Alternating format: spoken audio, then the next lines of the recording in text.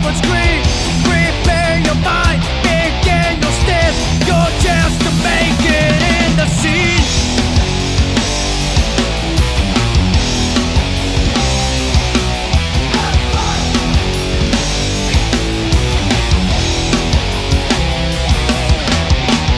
Round one, let the battle of fists begin. Mind games, a vital weapon to fear. Dark magic skill, teleported powers. They are combatants you out of dread. Claim victory with sorcery. The sequestration of intention live and breathe. You must never lie, the cybernetic guide. In searching for the sudden neuropath. The night is here, they will be released. The power of the followers is the game. You try to soul, they will break your bones. There's nothing to lose, there's not to scream. Round two, you are fighting to be the best. Your second chance to prove yourself to the rest. Projectiles and combos dominating on screen. Never enough to defeat the king. Claim victory with sorcery. The sequestration of the victims you live in fear. You must never lie, the cybernetic night is searching for the sudden you're on blast.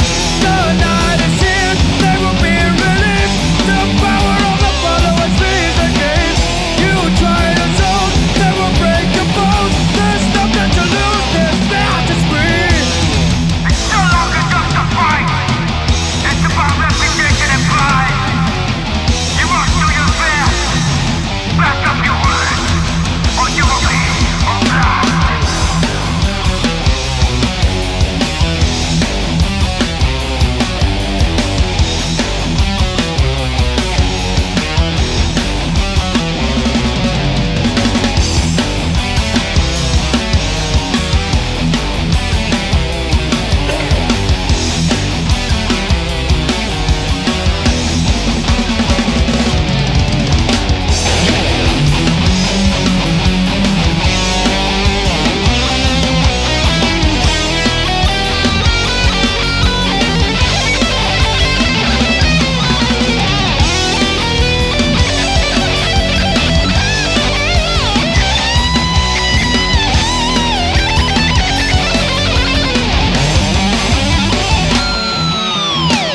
Fight around the time to decide your fate. Your chance to shine has now come to an end. You were once a threat, you were once a victor. Brace yourself for a fatality. Claim victory with sorcery. The sequestration of the victims you live in fear. You must never lie, the cybernetic god is searching for the sudden neural blast. The night is here, they will be released. The power of the followers is the game. You try to zone, they will break your bones. There's nothing to lose, there's not to scream.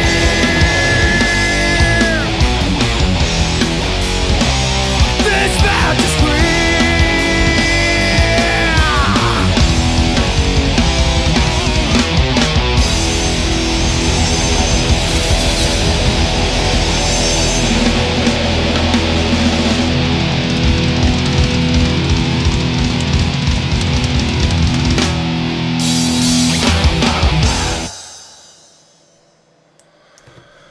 What up, guys? Welcome to the 108th episode of the On Blast Show. I've been a little bit lackluster lately. Got a lot of personal issues going on. My mother's sick. That's kind of taking priority as well as work. Summer Jam obviously happened this week. It was a great event. Went virtually problem-free. And, big props to Biggie, a.k.a. Eric, on putting a great performance together.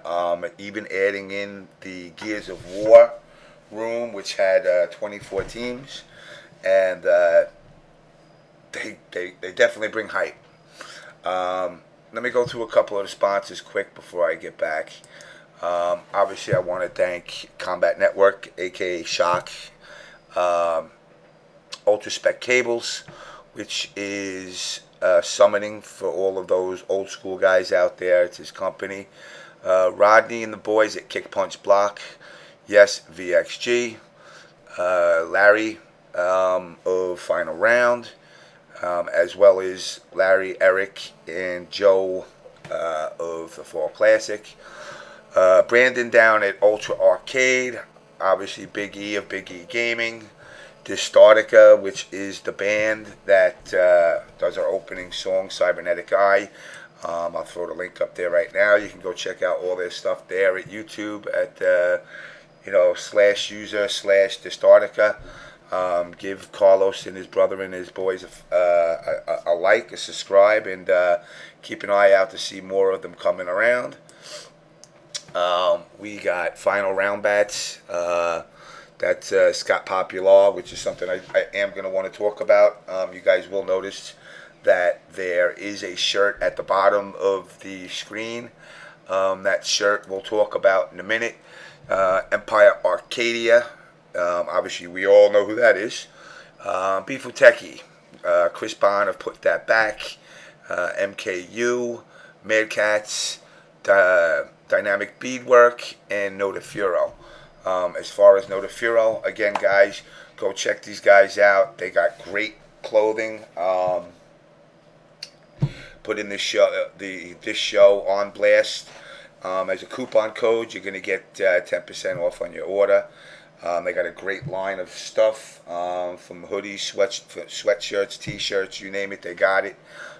It's gamer gear for gamers, and that pretty much covers all that. Obviously, you know, guys, give the On Blast Show a follow on Twitter, as well as follow us on Facebook, and keep an eye for new content very soon that won't be available on the show. If you check us out at the On Blast Show 2012 on YouTube. What else? Again, Rodney and crew at Kick Punch Block. These guys are from up in the New York area, up in Westchester.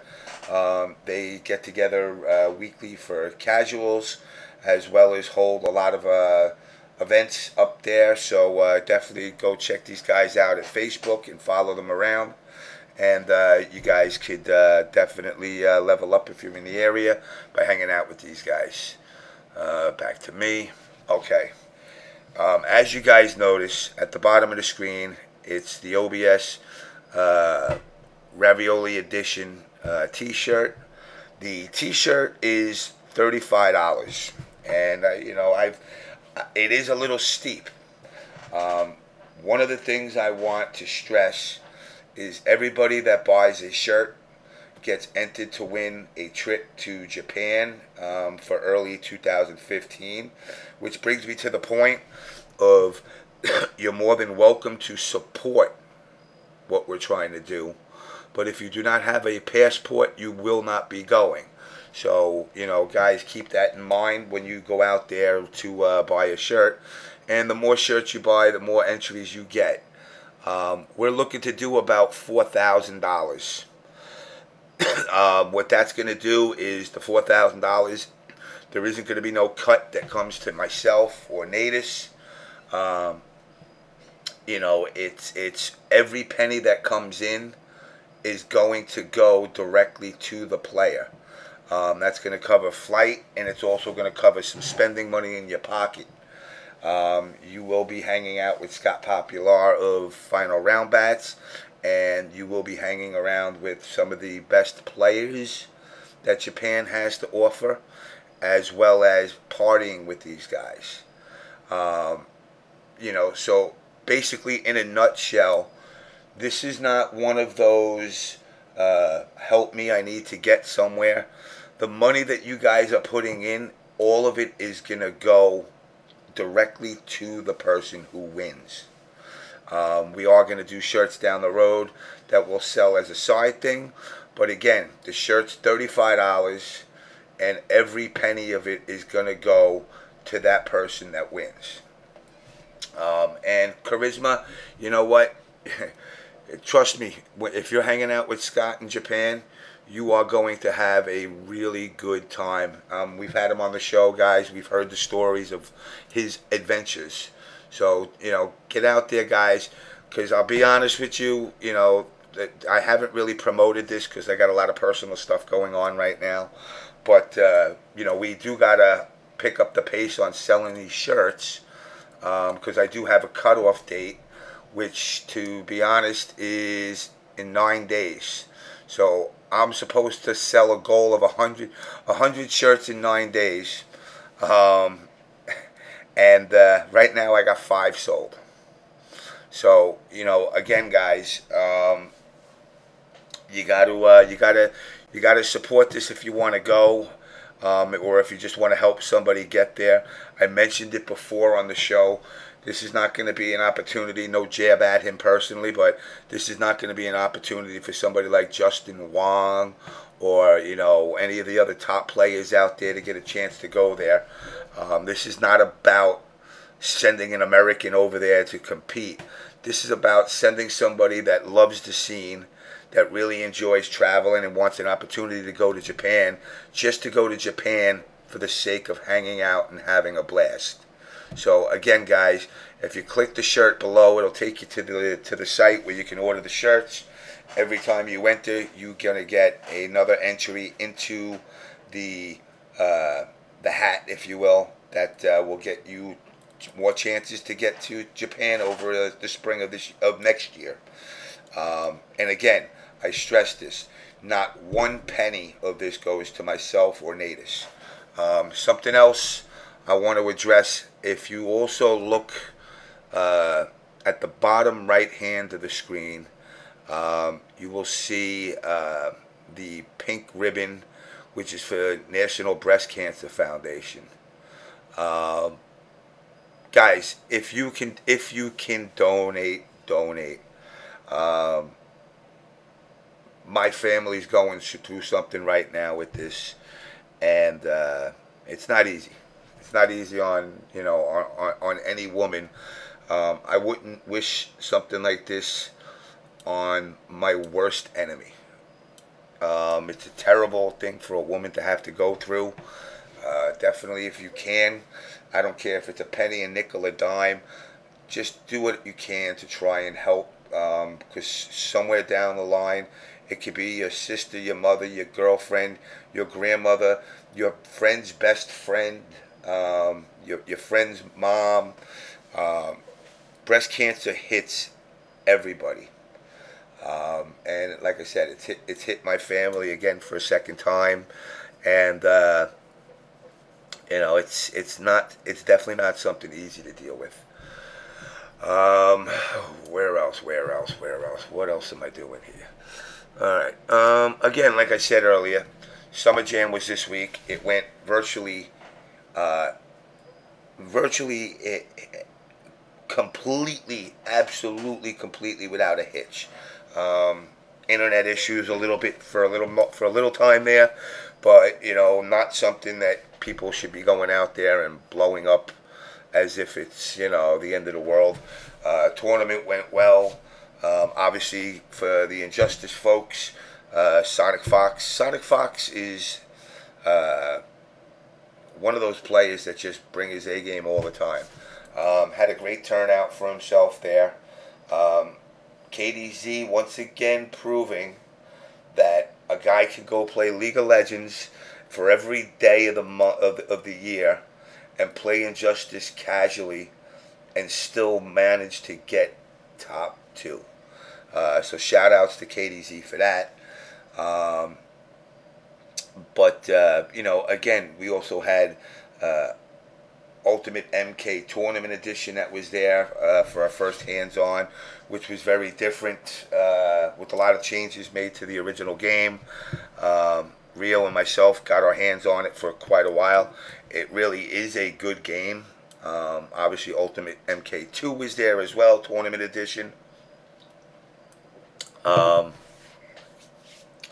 MK9, won by Perfect Legend. You know, and yes, you know what, Charisma? Shout outs to PL for beating Rio and Jupiter. You know, it's good to see diversity in top placing. If it's always the same people, like how SonicFox has been pretty much taking it to town for a while, it kind of gets a little discouraging to get more players playing. I actually did enter Injustice, got bodied, beyond bodied. Blackula, I went into the event with a 22-minute Grundy. I went in with a 22-minute Grundy, so I really did not expect to do anything well as far as performance. Not knowing the matchup, Green Lantern pretty much pissed his green antifreeze-like fluid all over my Grundy. Armor really doesn't matter when you're taking chip left and right from that machine gun. But and then also I keep forgetting the cat's name, but the kid that knocked me out, this little blonde kid, I just call him Johnny from Karate Kid. But shout outs for him. He brought some Batgirl. I'm looking to maybe pick up the game a little bit, you know. But you know, it's definitely it was a great event. With that said, I'm going to start adding some of these guys in here. Let's go with you. And you.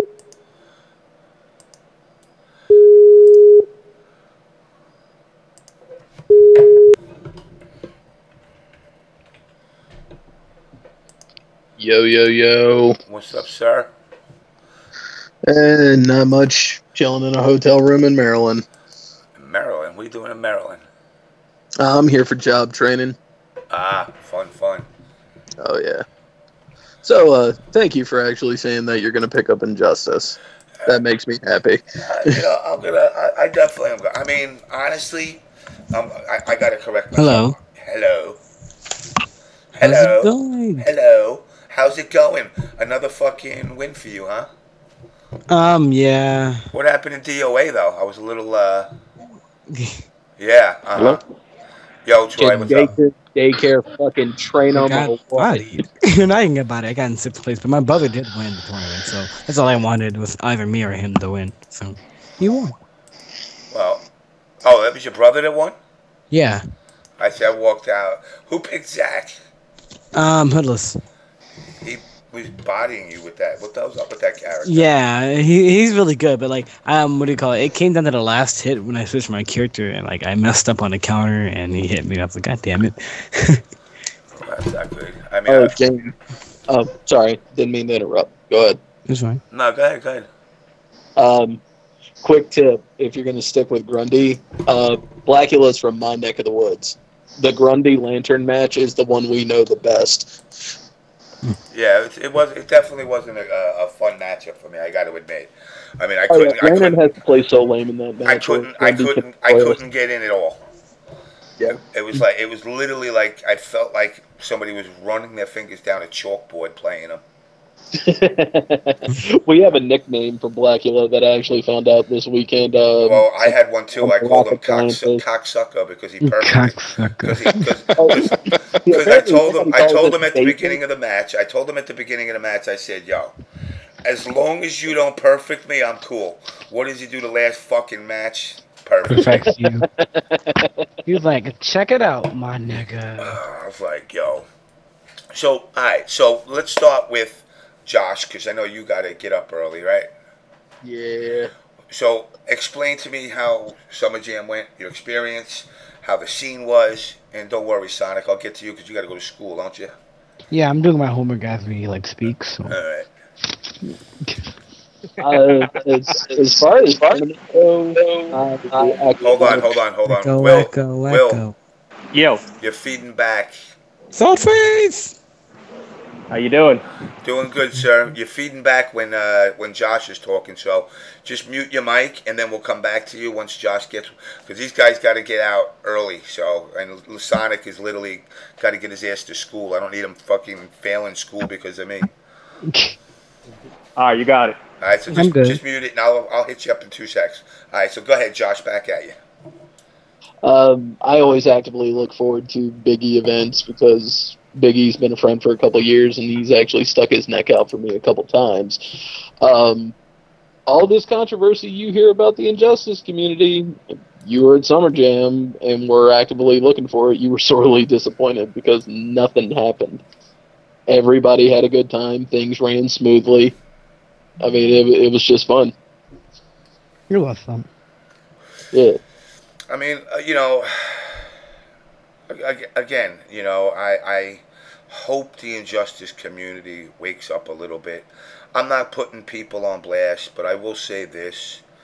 One of the things that I noticed about the Injustice community while watching the tournament is, maybe it's me, and maybe you four can hit on this as well. Do some people that play the Injustice, whether they top players, bottom players, just give an outright dismissive look to people, like you dare step up to play me? If they do, that point of view is just completely skewed, and they need to grow up. Yeah. Unless you're like some online warrior where like you keep calling yourself better than me and then you keep bothering me. Like today, some random online laggy behind Hawk Girl won't leave me alone, saying first to 5 me. I'm like, you're laggy. You're like, are you scared? What was his name? What was his name? Apex FCO. He's like another Muffin Muggers, pretty much. Oh God, not that guy. He's pretty much another Muffin Muggers, so he won't leave me alone. And he's like, I'll 5-0 you, and then like I end up 5-0ing him in laggy connection, and all he does is mace charge me. So I'm like, oh, but I still 5-0 him and like quit. And he calls for games close.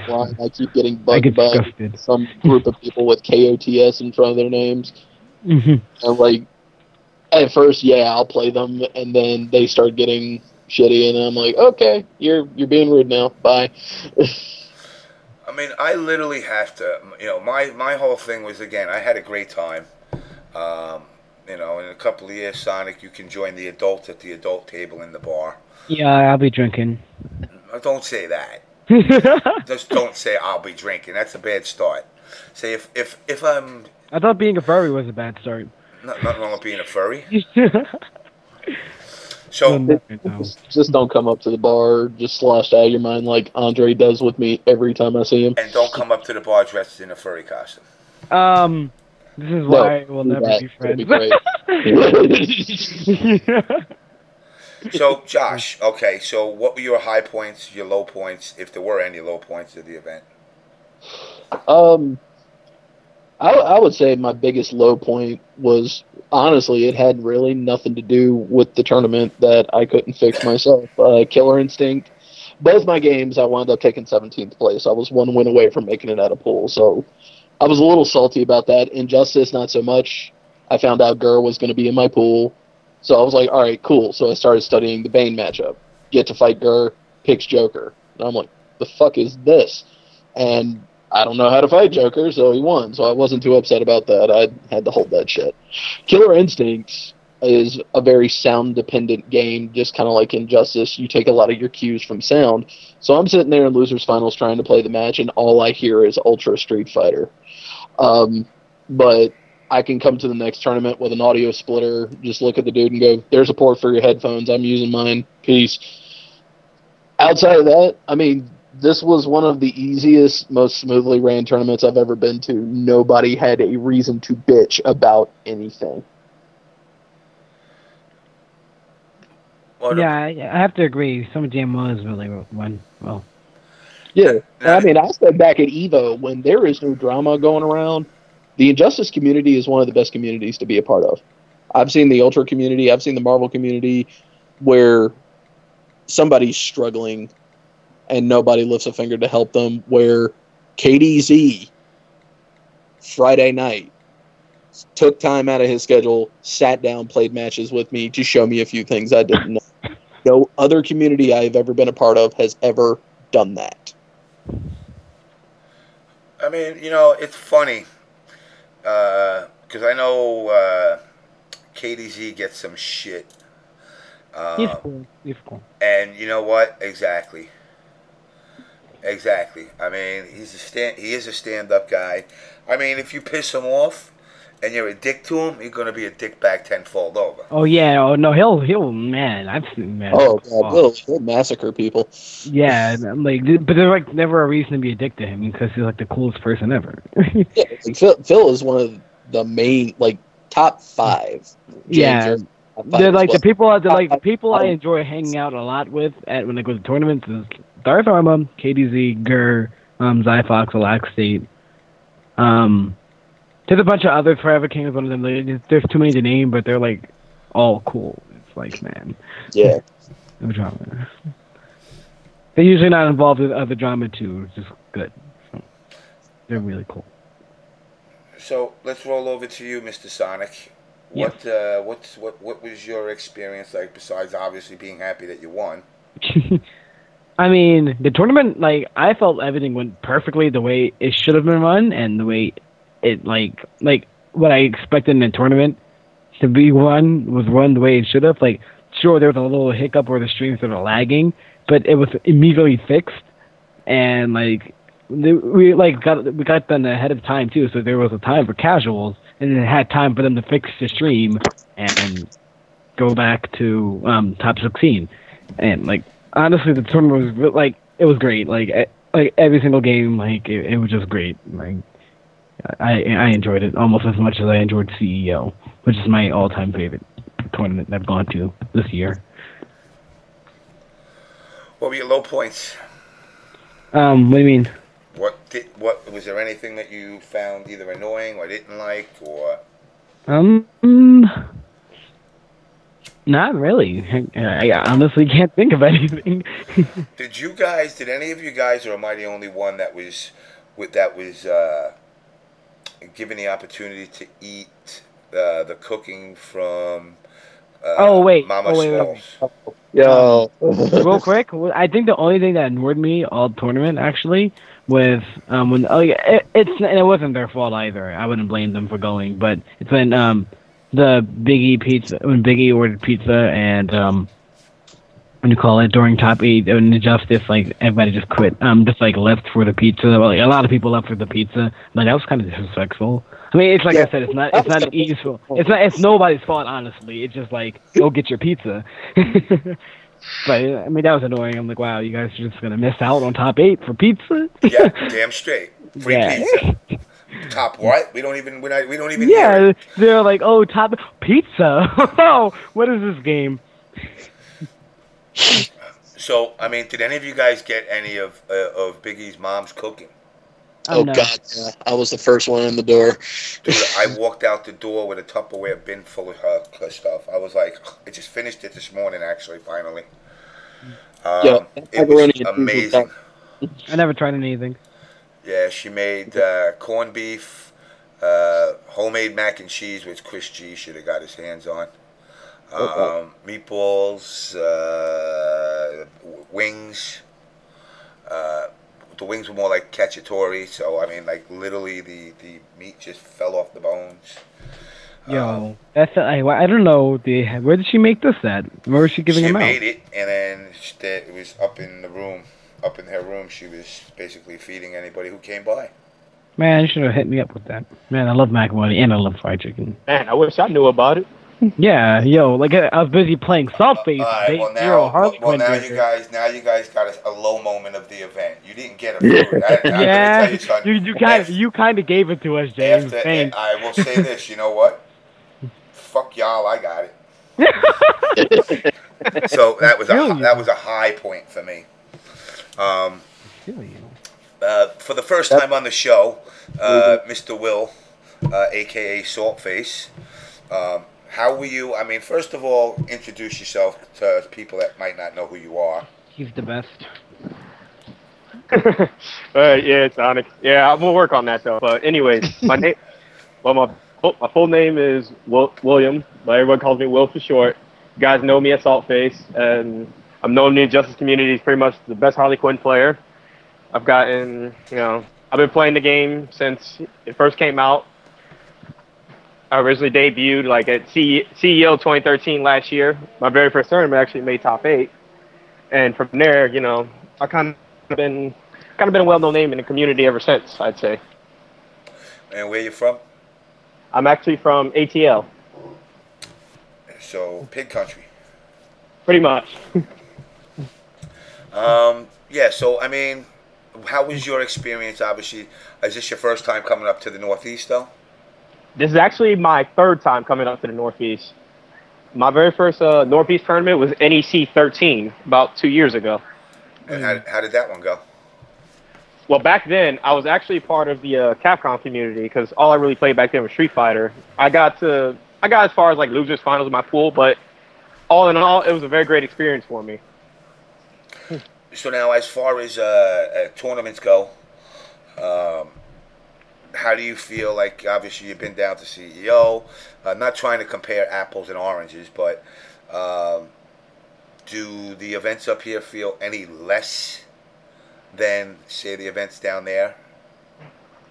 Honestly, in my opinion, not really, because I still felt that the Justice community was showing a great amount of respect, with compared to the other games too. Because I can tell you one thing, we actually got time in our top 8. We got it on the main stage. We had it at a decent time during the day, 2:00 in the afternoon. Because I didn't even see like Killer Instinct played on the main stage. Yeah, Killer Instinct was going on at the exact Biggie same really time. hit up Injustice really well. I don't know what he did or what happened, but I just know he ran it extremely well.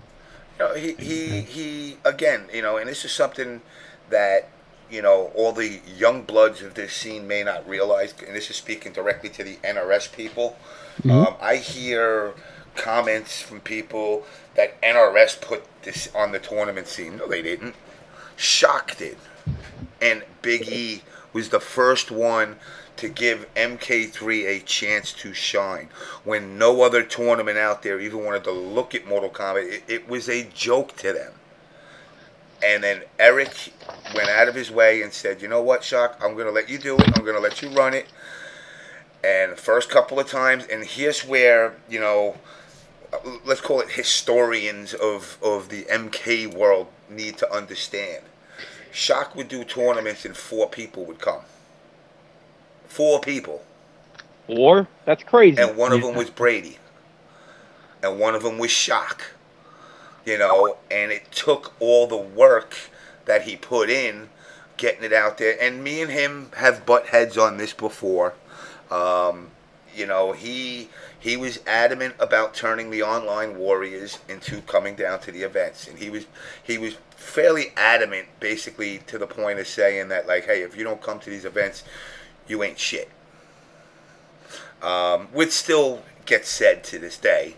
So I don't, hold him under any fire for that.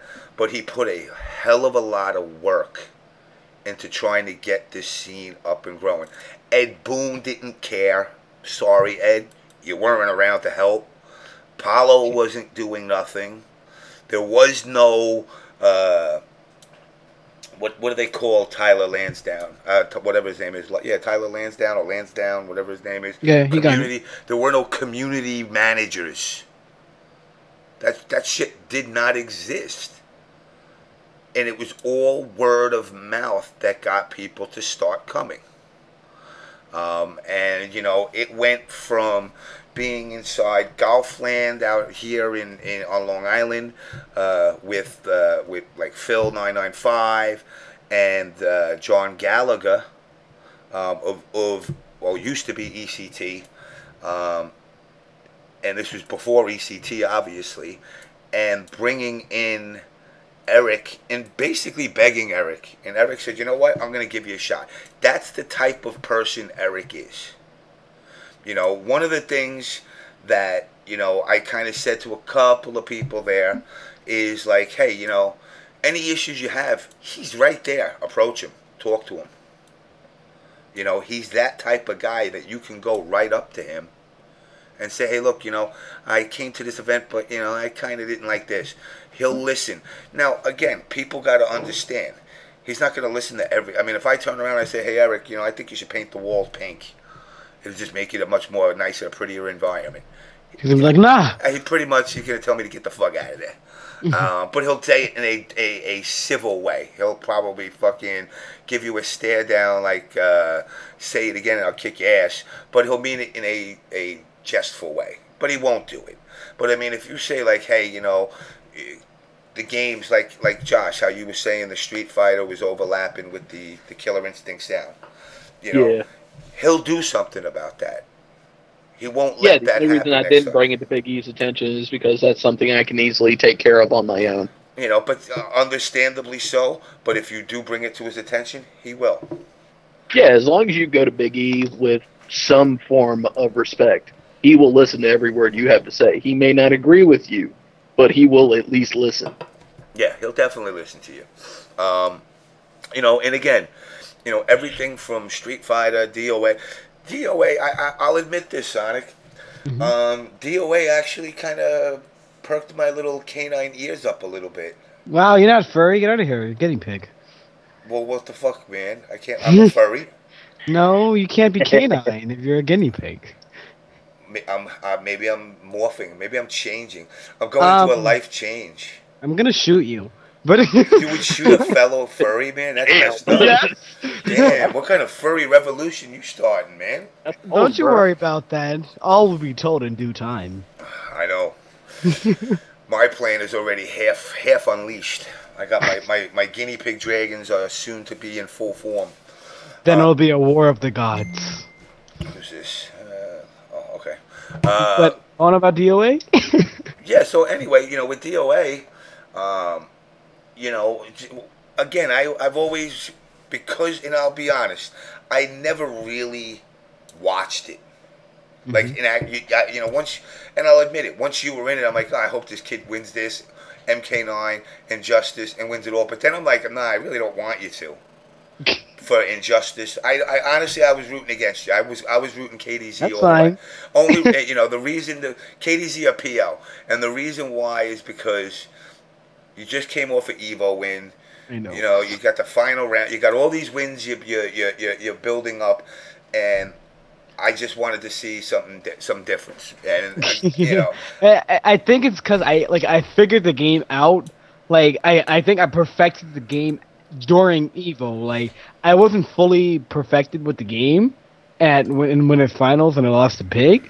But then after listening to some advice from CD Junior and Rico, and then thinking for a little bit about my match, like while I was fighting MIT, then it hit me and it cracked, like everything just cracked, and I just destroyed both MIT and Pig. Sorry. Excuse my language, I'm not trying to sound like a dick, but I destroyed both of them. No, I cracked the game like right then and there, and I took what I knew and then expanded on it, and I went to Summer Jam and only lost one match. I mean, I gotta say this. I was listening to you explain how you were playing Batgirl, and I don't know if you want to explain it to people, but you were like, well, if I land on the head and I hit the left ear as compared to the right ear, I could do this. But if I hit the right ear and they block it, I could go to this.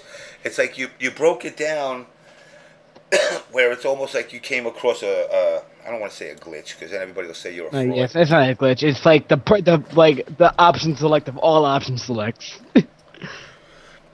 So I mean, if you want, can you explain it in layman terms so people can understand? Like, what is it that you're doing that obviously she can do, and I'm sure I'm sure somebody else can. Now I'm gonna tell everybody the secret of why my Batgirl is self-proclaiming the best Batgirl, and why my Batgirl is completely different from every other Batgirl. So, mainly, all Batgirl players want to put you in the Vortex, which is perfectly fine, but they're sorely mistaken if they think they can only win from doing back 2 up 3 or back 1 2. Like, you can't. I'm telling you, you can't just win doing the Vortex. You can get really far, but you're just not going to win against a smart player. So, as I'm watching as other people playing and trying out different characters and matchups, I noticed that it forced me to start playing differently. So when I take that and combine all that and put that and apply that to Batgirl, I noticed that what I used to say that Batgirl had no neutral game whatsoever, she actually does, and she can blame you out and she can play patiently against you. And what I realized is that I literally wait for people to dash in and go for a string, and they just can't. I keep negating whatever they want because I'm playing them in the neutral game now. Like I used to just go in, like what most backfield players do, will just go in and do a 50-50. That will never, and I repeat, never work on me or any other smart player like Rico Suave. Because like what happens is when you go for the vortex, it's too slow, and like at least it's not too slow, but it's like I can interrupt you as you're going for it. So that's what most background players try, and then when they actually get you in the vortex, they don't even try mixing it up. They just go for the damage, which is, like I said, it's fine, but why not be more sneaky and get more in their mind, like their minds? Like, what I do is that when I put you in the bola, I look at all of my options, and depending on the distance and where I am, I go for a brand new setup. Like, if I'm not close enough to do any special setups I want, then I'll go for a jump in 2, and I'll either end it with back 2 down 3, or I'll do jump in 2 and then go for a mix up from there. Like it just immediately end the combo, making you think I was about to go for the vortex again, but like I actually reset it there instead of looking like I ended my combo. Or I'll do a knockdown and go for a 50-50 there if I'm doing a neutral jump. And then as I looked at the different distances, I noticed I can do different things. Like when I teleport you and I do my optimal combo into my bola vortex, I noticed I can actually put you in a situation where I will literally hit you on top of your head when you remove from the bola. And I know when I'm going to cross you up, when I'm not going to cross you up, but you don't know. So you have to guess which side I'm going to land. So even if you guess wrong or guess right, then I can option select on top of that to go into another vortex. So not only did you go from a 50-50, I can go into another 50-50 where now you have to guess. And you have to, and not only is that bad enough, you have to figure out which side I'm going to land on first, which is obviously reactable. But if you're not expecting it, like what do you call it? Well, like I was playing KDZ in Summer Jam at Summer Jam. Well, yeah, in Grand Finals at Summer Jam. I did the setup like he's used to me landing on the other side, so I'm going to assume he blocked the other way. But this time I made it so I landed right in front of him instead of always landing behind him because I conditioned to land behind him, and then I went for the vortex right in his face. So even though he guessed right on the first part, I made him guess wrong. So it's technically as if I'm putting you into like a 25, 25, 25, 25 type of situation. And if you get hit by it, then I get to set it up. I get to set up into a brand new setup. Whereas what I like to do is whiff a normal, and I assume when I look at the plays in my pool, I assume you looked at my videos, you played against back row, you already know about my tech. So I go in your head, like I assume like you already know how to deal with me, and I do something completely different. Like everybody, I knew KDZ was used to me whiffing a normal and dashing up and doing the cross the flying bat. So what I started doing there, like this is like the first time I tried it too. I didn't even bother to go for the cross up because I already knew. Like he's done some active research and he knows that I can do that. So the way I make it look obvious is as if I'm going to go for it, people are going to go either block neutral to automatically block both sides of the cross up, or they're going to sit there and they're going to bait the cross up. So I assume you already know it's coming, and what I do is dash up and just go for the vortex again, like the overhead vortex, and make you guess wrong. And then I set it back up so that you don't know what I'm going to do. And then I'll dash in, and then maybe I'll meter burn my bola, which leaves me plus 30 on block. And if you block that puts me into another 50-50, or 25-25-25-25 situation. So you're basically telling me right now Mm-hmm. that you're a mental mind fucker. Yes. And which is actually really respectful. I like that. I like the fact that I assume you already know what I'm going to do before I do it. So I do something completely different, like what you least expect me. Like when I beat KDZ at Summer Jam, he's like, "Wow, I didn't expect you to keep taking that risk of like." What I kept doing is that he kept guessing right on my vortex, where I would put him in the bola, and then like I would with a normal then either land in front of him or behind him. So I assumed he can see the cross up version. So what I started doing is as I was looking for the cross up, as soon as I was going to do it, I teleported and landed on the same side. And he was busy going like, "I didn't expect you to keep doing it." I'm like, "Well, I'm kind of SonicFox. I will keep doing it." And I did hear Rio say the same thing. Yeah, he was just confused. Like he was like, "Why would you take some kind of risk like that?" I'm like, "It's because it pays off well." And what do you call it? What I just had a good tech mind. I noticed that people don't actually legit know her frame data. So when I'm playing you in the neutral game and you block me, there's a certain special that leaves me +1, but people don't know that and they want to click buttons out of it. So I kept checking KDZ and other people in the video with it. With like I would do down 1 redemption and that's +1, and if they try to click down 1, I can like beat them out with 4-2. I also noticed that like people started I literally paid attention to your blocking patterns and the way you were blocking me. Like what I started doing what I started paying attention to KDZ is that every time I landed a jump in 2, he would try to backdash. Like not every single time, like he would mess with my mind by like stopping backdash. But at the times I did think he was going to backdash, he did. So what I noticed is that like as I waited for like I purposely just threw in a jump in 2, and then I'd bait the backdash, and if I baited it correctly, which he did backdash, I dashed after him and DP'd him because he was still in recovery frames. So as he tried to escape my vortex, I went in and still ended up vortexing him anyway.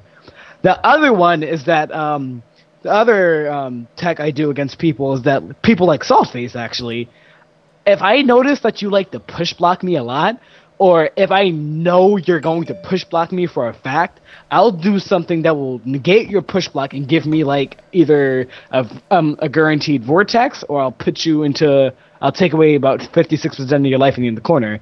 It's what I did against Pim Jim at Evo, where like that was the first time he push blocked me, and I knew he was going to push block me because he had no life.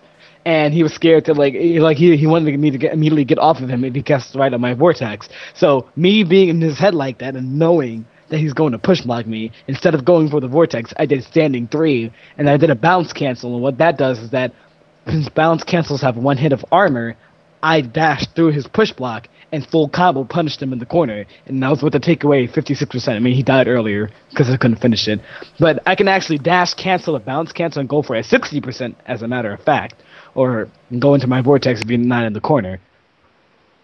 Yeah. So at the end of the day, my Batgirl is, I'm paying attention to everything you're doing. Like I'm paying attention to your blocking pattern. I'm paying attention to how you're doing. Like everything I do, like I'm paying attention.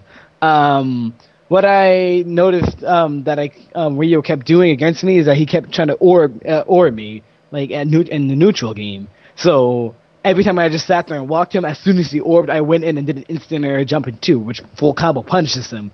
And as soon as I knew he was going to stop doing that and was going to start trying to play me in the neutral game is when I started jumping, because he can't exactly anti-air me unless he activates trait and read to me. So as I get in your head, like I'm just paying attention. What I noticed about Rio's blocking pattern is that he assumed that I only did the basic vortex, so I'll go overhead, then low, then overhead, then low, which I tested him. Like, I tested him on that. So after I tested him once, like, on the vortex, if I go high, low, which is, you can see, you can pull up a video, like, the first match of me versus him at Summer Jam. I tested him by doing, like, I put him in the vortex, I went overhead, then low, then overhead again, and then low.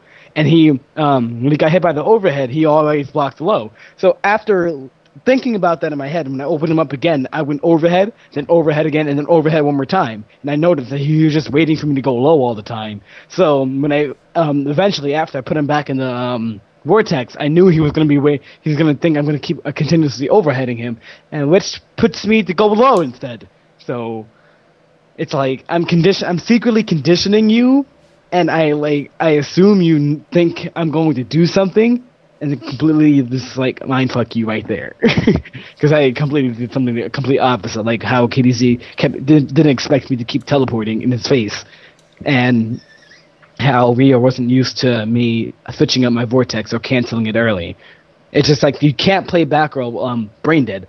And what I mean by brain dead is back 2 up 3, back 2 up 3, down 2 bola, and then back 1 2, and then switching it up. It's good, and if like you're if you somehow made your opponent guess wrong like 50 times in a row, congratulations. But like it's just not enough. So that's how I looked at it. Wow. So basically, you mind fuck people. Yes. There's nothing wrong with that. Like I said, it's very respectable. That's why I'm really good at DOA. And it gives you another element as far as when people try to read you. Now they just can't say, "Well, I expect them to do this." Now they got to go, "What the fuck's going through this kid's mind?" Exactly. That's why I'm a really solid back row player, because I make it so that you don't catch on to my habits. It's to the point I don't even know what my habits are, and people say they do, and then they still end up getting like destroyed by me and saying they caught on to my habits. I'm like, I don't know what you're talking about. I don't see any habits I'm forming. Are you going to be a TFC? Yes, I'm going to be a TFC. All right. This is going to be ironclad for you. If you win TFC, you're not allowed to use anybody but fucking Zatanna until Evo. You hear me? Ew, get out of here! Wow. Can I at least pull a Deg and then like in top 8 pull out like an Aquaman? Nah, I want him to stick with But that. you already know too much with Batgirl. Pick someone else, goddammit. I remember one time I was fighting Saltface. Like it's the one time he gunshotted me, because like I knew he knew that he was like, when he plays with his gunshots, he likes the flip stance. So I knew that he knew that he was gonna be waiting for me to just teleport, and he was gonna gunshot me. And if I got close, he would like air to air me with instant jump 1 and beat me out. So after catching on to that, after he kept flipping stances, I slowly walked to him, and then I teleported. And right when I teleported, he tried to shoot me. I was really close. I was getting closer to him, and like after that, like it completely mind fucked him, because he didn't know when I was going to teleport. So because I knew he wasn't gonna know when I was gonna teleport, I just immediately dashed it and got into his face again, and I got him in the vortex, and it was just a wrap. Yeah, I remember, kid. It's just like, I'm really good at getting in your head, and if you let me get into your head, I will kill you like instantly. Actually, not mine. If you get into my head, you're gonna be the one that's gonna leave crying. Nah. You don't want to see what's in my mind. But yeah, like people think I play Vortex characters. I'm like, no, not quite. I like people that mess with your head. Like that's why I really liked Zatanna, but then I looked at her normals. I was like, ew. But in multiple fighting games, I usually play characters that are meant to like get into your head, or like setups. Like setups get into your head a lot. You're like, don't, tell me, like, Saltface, when you're playing a setup character, do you like get distracted by a lot of things? When I'm fighting against one? Yeah. It's usually a lot of things that I really got to think about. You know, what can this guy possibly do to me? You know. Yeah. That's why I love setup characters. Like I am known to main setup characters. Like that's why I really like Lex Luthor. But people are arguing with me that Batgirl is not a setup character, and I am here to put that to rest. Batgirl indeed is a setup character, and it's because the reason is because of her bola. Sure, her bola leads into her 50-50, but what she can do from the bola is just endless. Like, she has so many different things she can just do from that bola. And it's just amazing, like, the setups she gets from that. That's why I am proclaiming Batgirl a setup character. I think the only setup characters I realized that I didn't play were, in Mortal Kombat main Melina. You could, and Melina and Sonya. But, I think I would say the setup characters in Mortal Kombat would be like Reptile and maybe Noob Saibot. But other than that, like I realized my archetype was set up, and like after applying that to Batgirl and knowing what she can do instead of just going for the 50-50, why did not go for a brand new setup? And the thing is, even if you go and read about go and study my setups and Vortex setups, I'll always have a new one at the next tournament. So no matter how hard you try, you'll just like. And the thing is, you'll never know what setup I'm going for, because you're still in a 50-50. So now you're thinking about the 50-50 I'm going for, and you're not paying attention to what I'm trying to set up. And even if you start paying attention to what I'm trying to set up, then you're not paying attention to the 50-50. And the thing is, you can't pay attention to both. You just can't, because you can't. It's basically like you got to commit to one or the other. Yeah. If you assume I'm going for a setup, then I go into my Vortex, and now you have to guess because you're alert of that. But if you think I'm going for a setup and then I just a Vortex, wow, you're gonna lose. You just got Vortex. So it's like I'm option selecting everything I'm thinking of So, like, I have a perfect option select that I did against Saltface once, too. I think this was the final round. I knocked him down, and pretty much what I get to do there is I get to do back one into meter and bounce cancel. And what that pretty much does is that if he decides to wake up, he'll get blown out. If he gets hit, he'll get blown out. If he tries to push block me, he'll get blown out. He push blocked me, and he died. It was the best thing ever. Like, everybody was like, what happened there? I also did it to 16-bit, too. And it's just, like, it's a really good option select. You can't wait. You gotta guess. I know one you did against me one time, and this is when we played in this online tournament, like, getting ready to win money for Evo. You remember that? I remember what I did to you. I did that. I did the same setup to you again. I was like, you bastard. Yeah, I'm like, this guy's gonna push block me because I called on to you like, you want to push block me. So usually the first match, I usually take my time to download your blocking pattern and everything you're doing, and that's why I'm really, really, really good in 3 out of 5 sets instead of 2 out of 3. Because, like, I download, like, I can download, like, after about 2 sets, I can download you, like, fast. See, that's why, and that brings me to the reason why I'm not a fan of 3 out of 5. I mean, I enjoyed 3 out of 5. I mean, everybody's going to enjoy it because it gives you more of an opportunity to play a catch-up game. I mean, I would enjoy 6 out of 10. But the thing is, I know, like, I also realize I can't just lose 2 sets like that. Like, I just simply can't lose sets, like 2 sets just to download you.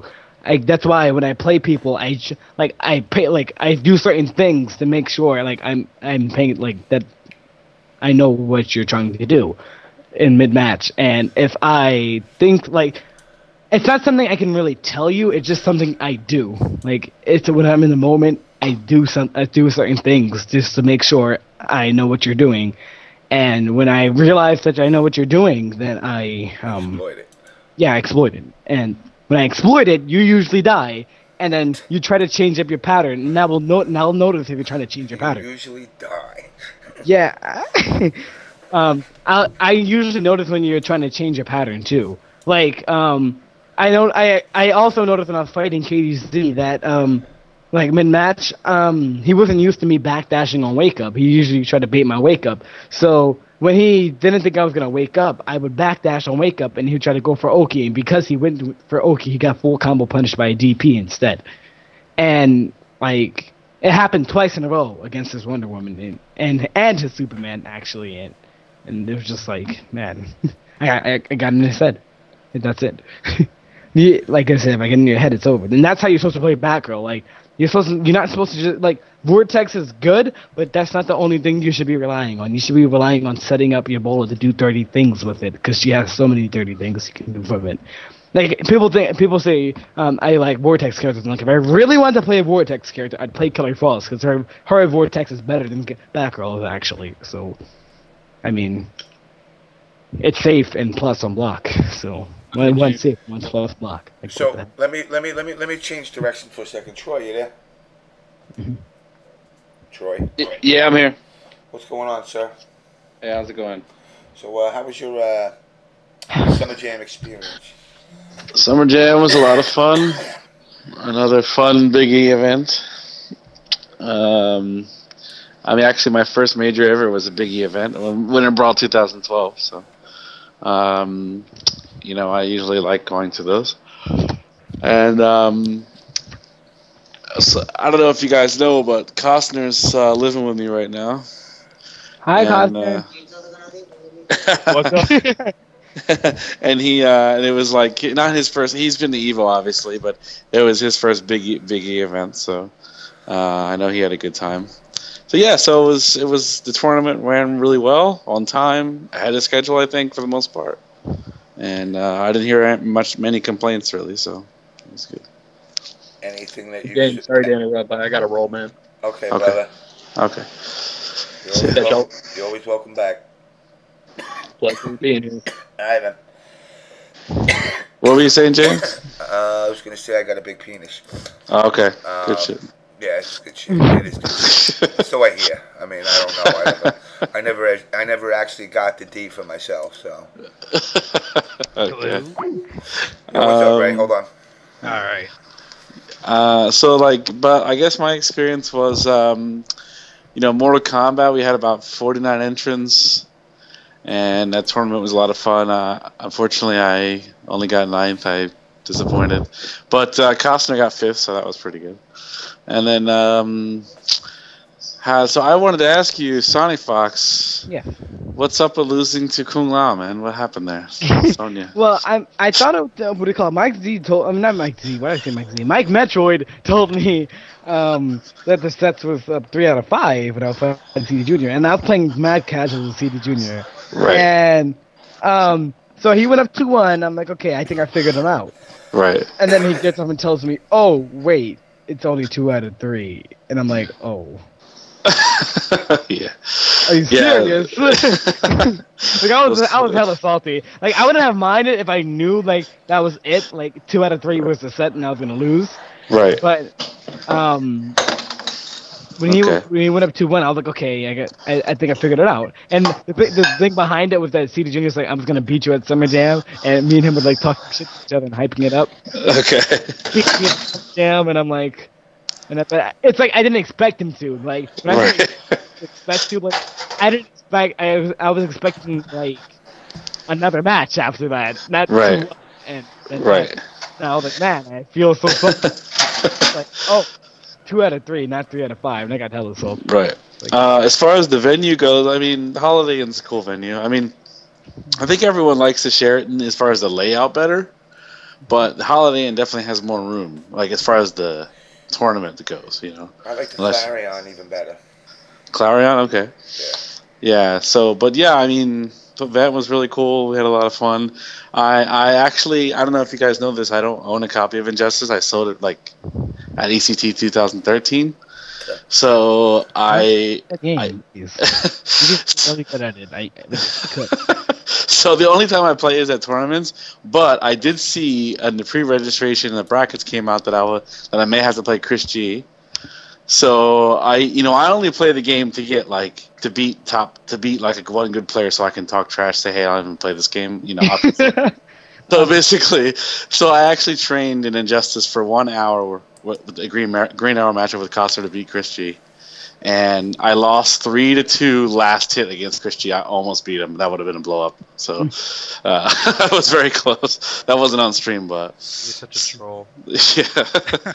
So anyway, so yeah, the event was a lot of fun though. I mean, hopefully everyone had a good time, and I helped out when I could, with Combat Network, because I know, Mike was trying to run everything and play, and that's difficult, So. But yeah, and obviously thanks James again for the pop bonuses, and yeah, thank you so much. I don't need no freaking appreciation thread, by the way, Claude. The whole point wasn't about me getting appreciation. It was about just the bickering, the ongoing bickering that's within the Injustice community to somehow stop. No, I got you. But. As far as you go, and what do you got going on?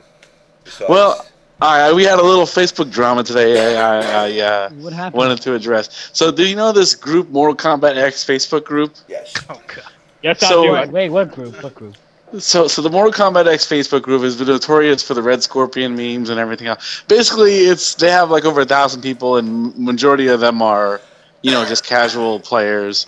A lot of them don't know much about the game, so you can kind of troll them easily. So basically, we had a lot of fun with that, and everything was going good. And then the mods, all of a sudden, as it always happens in these groups, let the power go to their head, and they decide to start banning people for no reason.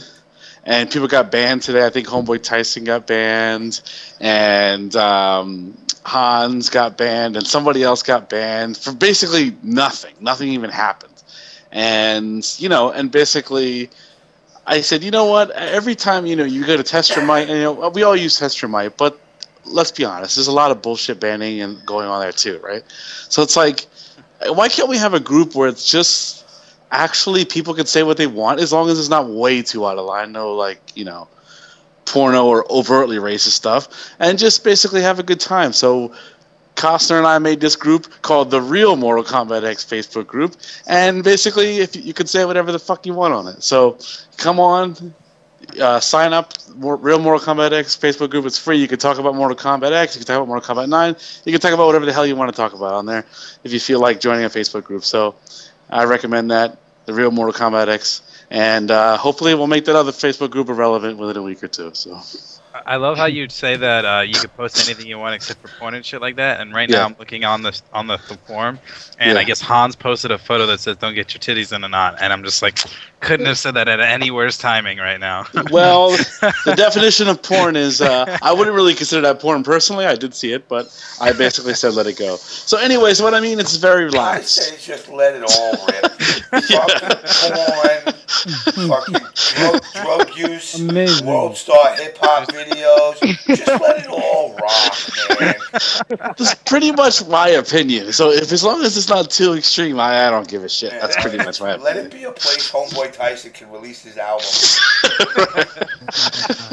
So if you want to have a good time, if you want to have to worry about dickhead mods and people, white knight Nazis and all this bullshit, you can join the group, have fun, have a good time. No one's going to say anything. You want to troll new people, you want to help new people out, whatever you want to do. It doesn't matter. So that's pretty much the idea. Can I go on there and post my dick pics? Yeah. See, that's... As long as it's turtle cock. As long as I'll it's answer turtle that, cock. yeah. What if I wrap my penis in a turtle shell? I'll tell you what, the Ninja Turtles video would not be banned on there. How about that? That I can tell you that much. That pig got banned But for I can tell you what you do got to ban. There is one Yeah. thing you ban. Go ahead. That fucking video floating around fucking Facebook with the motherfucker cleaning his ear out.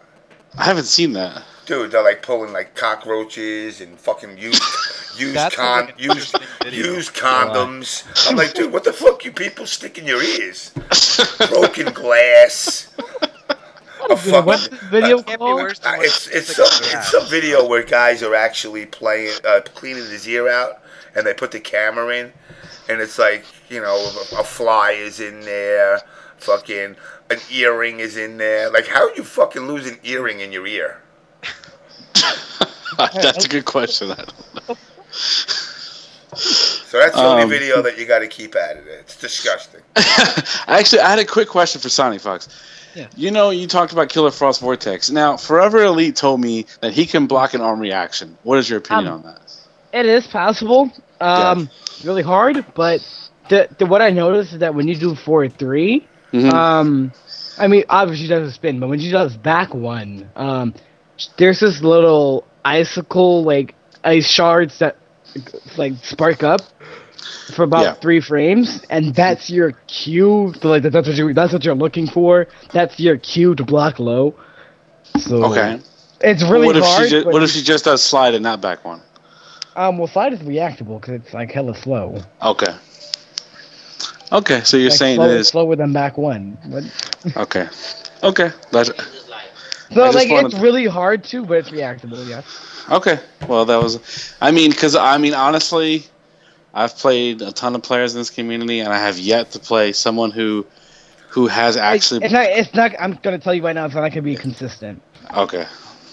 So Okay. does everybody in this new Facebook chat, do they have a trophy? They can have one. Feel free to take my trophy that I put on the other one, copy and paste it for yourself, or if you have any other trophy. I don't know if you guys heard this, but as a troll, I put that like a picture of one of my trophies and said, "You're not a there's all these things about these guys think they're like real Mortal Kombat fans and everything." So I said, "Well, if you don't have a trophy, you're obviously not a real Mortal Kombat fan, like a troll." So basically, people got so upset by this, and one guy actually stole the picture of my trophy, put it on his own Facebook page for his friends, and said, "Look what trophy I won." I was dead serious about it. So this is the kind of people that they had on that other Facebook group. That guy's welcome to join, but hey, copy and paste the trophy. I don't care. I just wanted to make sure I could use it. You could I'll touch it up, like I'll make it black and white that way, and I'll cut out anything in the background, so this way it doesn't just look like. I don't know if you saw my most frauded place season 1 trophy. It's a picture of a Doge with a toilet. Yes. And I got this for beating people in Injustice for season 1 of Rapzilla's tournaments. Yeah. So hopefully, if you want to copy and paste that, you're more than welcome to too. I'll put a picture of that up. Sonic, Sanford's Nina tweets wants to know what your favorite animal is. tell her how many steer. No, never mind. Never mind. My favorite animal is the fox. I hope that wasn't obvious. I mean, can you ask her a question? Is she blonde? I don't know. You just asked her. What about you, Will? My favorite animal? The fox. No. Yes. I do like cats though. Wow, cat furry. Shoot him. Ray. I am. Hey, oh, come on. I mean, I like dogs, but I'm not a fucking furry. That's for sure. Wow. Do you have something against us? I gotta ban you from this chat. Yeah, Troy. Yes. Favorite animal? Satan. Chipmunks. I don't think I've ever asked you, have I? I don't think so.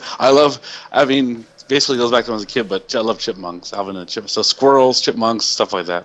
Anything, anything you can stick up your ass. Yeah, pretty much. Yeah. Gerbils. Gerbils. Yeah. A guinea pig would go up your esophagus and gnaw your fucking heart. So. Yeah. Name 16-bit. Oh my God. Shots fired. Yeah. Bullet. That's a reference to a Homeboy Tyson song. I feel like. Okay. I would play it, but I don't want to get banned from fucking Twitch again. Okay. I believe the reference was a tube going in KT Smith's asshole, connected to Homeboy Tyson's asshole, and a gerbil named 16-bit running back and forth. I believe that's what the reference is from. Oh my gosh.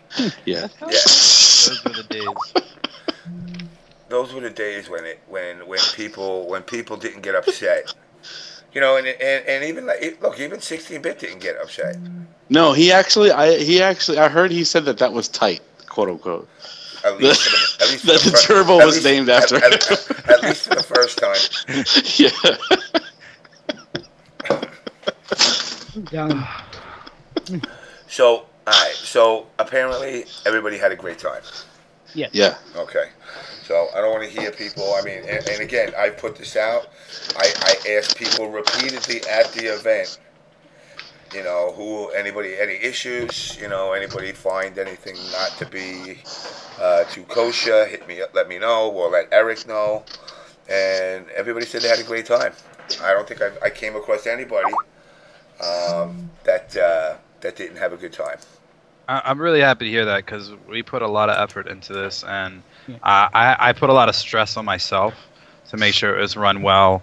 I give a lot of thanks to Arma for helping me with Injustice, and Mike and Troy running MK. I know we had problems with the stream a little bit, but what can you do? It was resolved really fast. It was fixed really quick, and we had a good top 16. I do want to say I think that this top 16 was probably the most diverse top 16 in the sense of who you play. Yeah, Ray did that on purpose. Like at first I was against it, but then as he slowly started explaining the matches, I was like, yo, that's hype. Yeah, like I don't think I've ever seen Relax State and Rio play in a top 16 match or a top 8. Like an MK, but way long ago. Like I asked Rio, do you ever remember playing Relax State? He's like, nah, I can't remember. But apparently it did happen.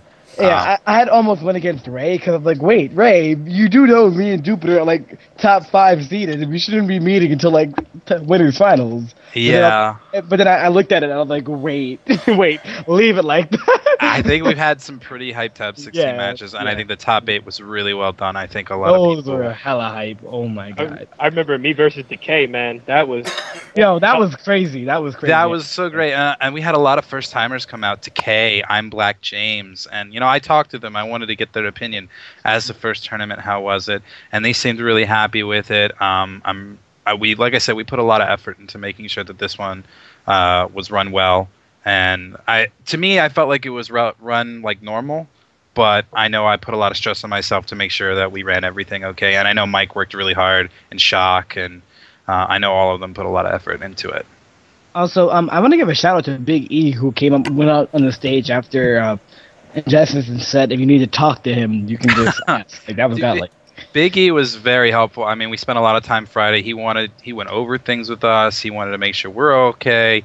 He really puts a lot of effort into wanting to make sure this community is good. He has a lot of big plans for TFC. He has a lot of big plans for NEC. He wants to keep this scene alive. He does love this scene a lot. it was really nice of him. And when you guys talk about, if you go up to him, he'll talk to you.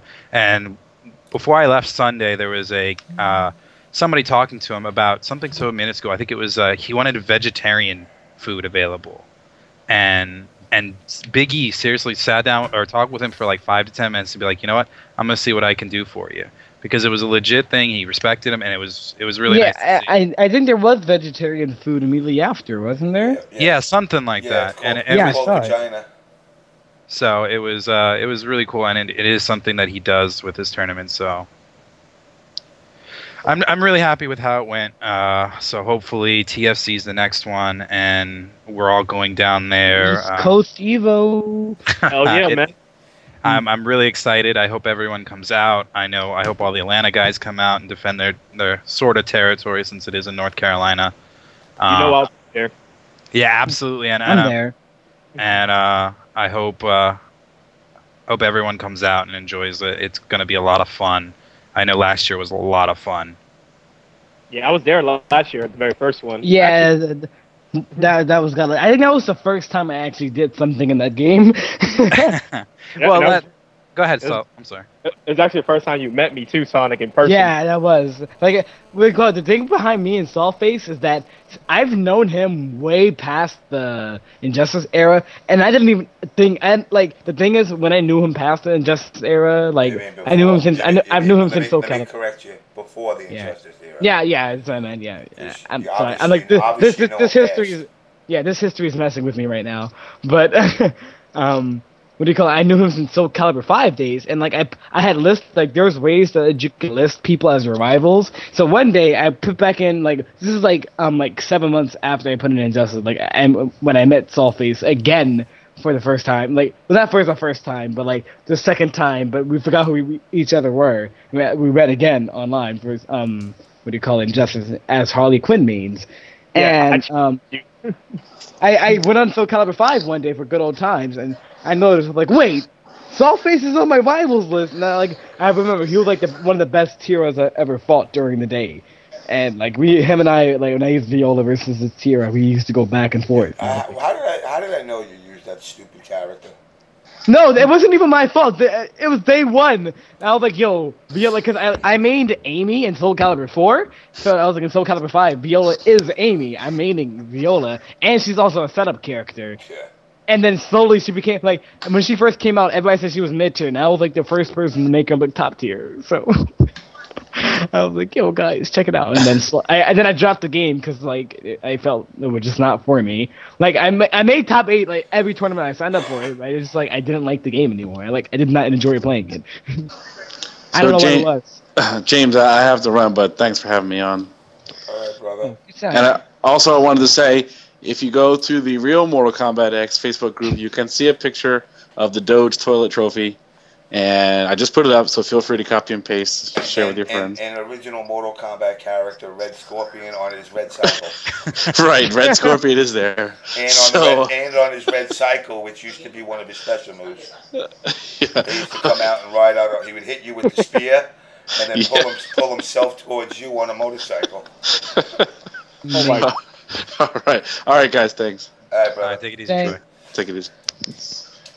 So, all right. So, you know, let's change up the pace a little bit. So, what do you see as far as rivalries for you? Players that you're gunning for? Obviously, we all know that everybody's gunning for Sonic. Yeah. But who else do you find? Saltface wants my neck. He always tells me every day. He's like, yo, Sonic, I'm gonna kill you. we usually have like these long, like, semi-role playing on the forum about like it's the because I pretend he's like kind of like Harley, and he pretends I'm kind of like Batgirl. I talk about how he's insane. He talks about how he's gonna cripple me, and it's crazy. But yeah, like, all seriousness though, like, the main people you can say I'm gunning for too. Another one is actually KDZ, and it's mainly because I have yet been able to beat that guy in tournament yet.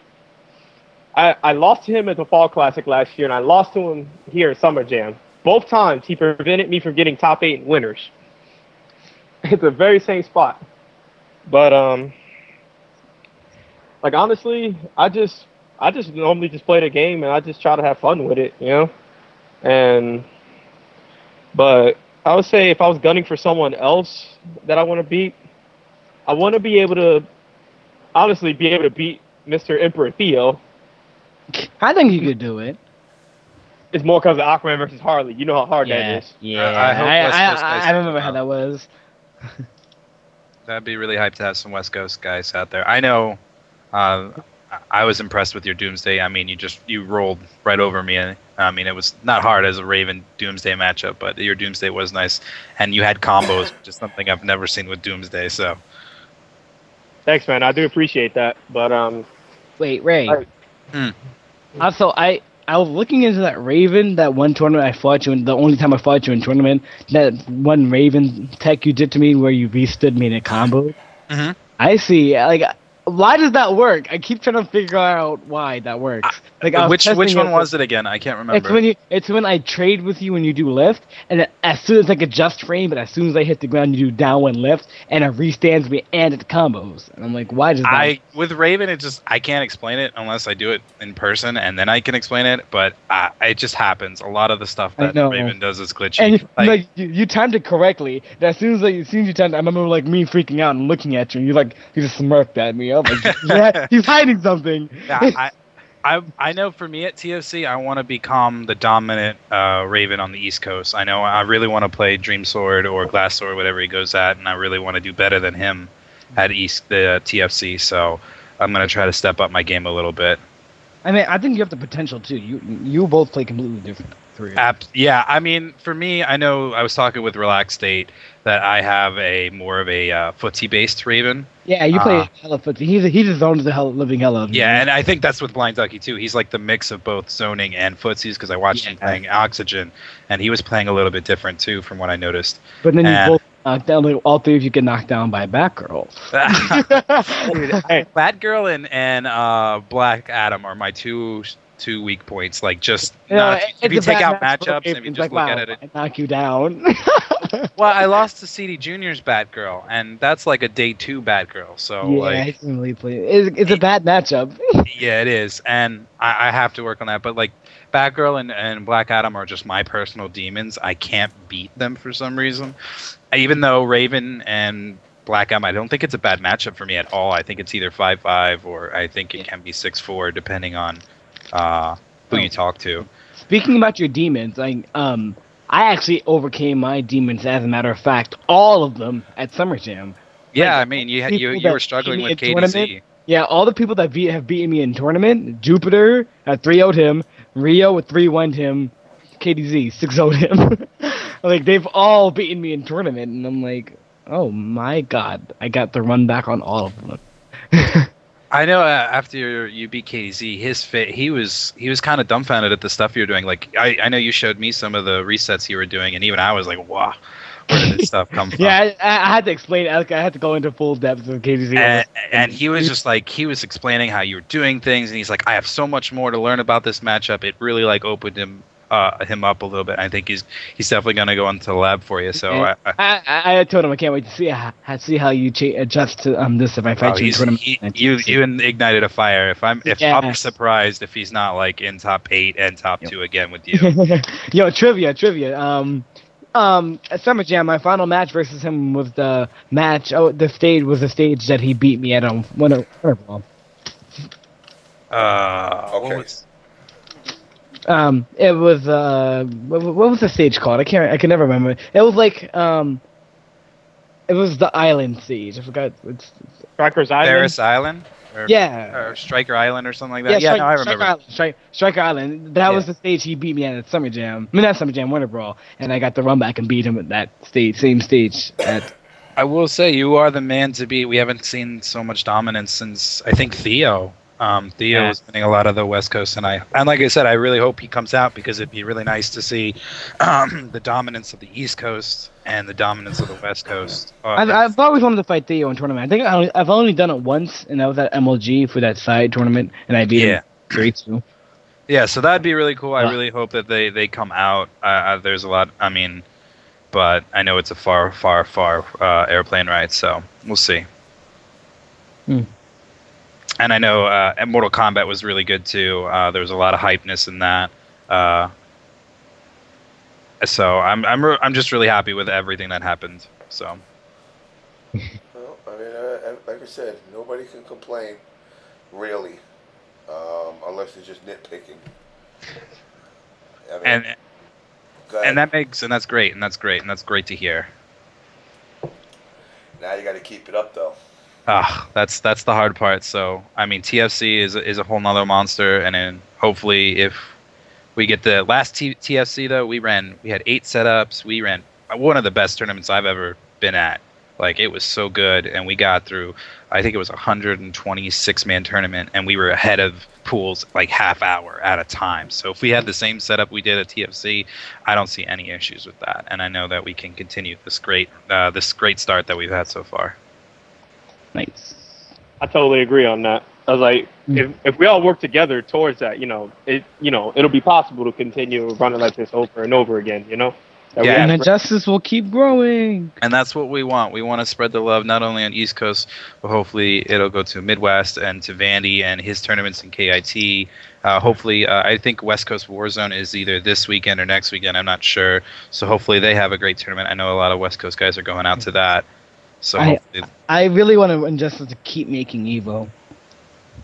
I think it has the potential for one more year, but it's really hard to say with MKX on the horizon, being that it's going to be in the spring, and it's going to have the same kind of window that Injustice had its first year out. So we'll see.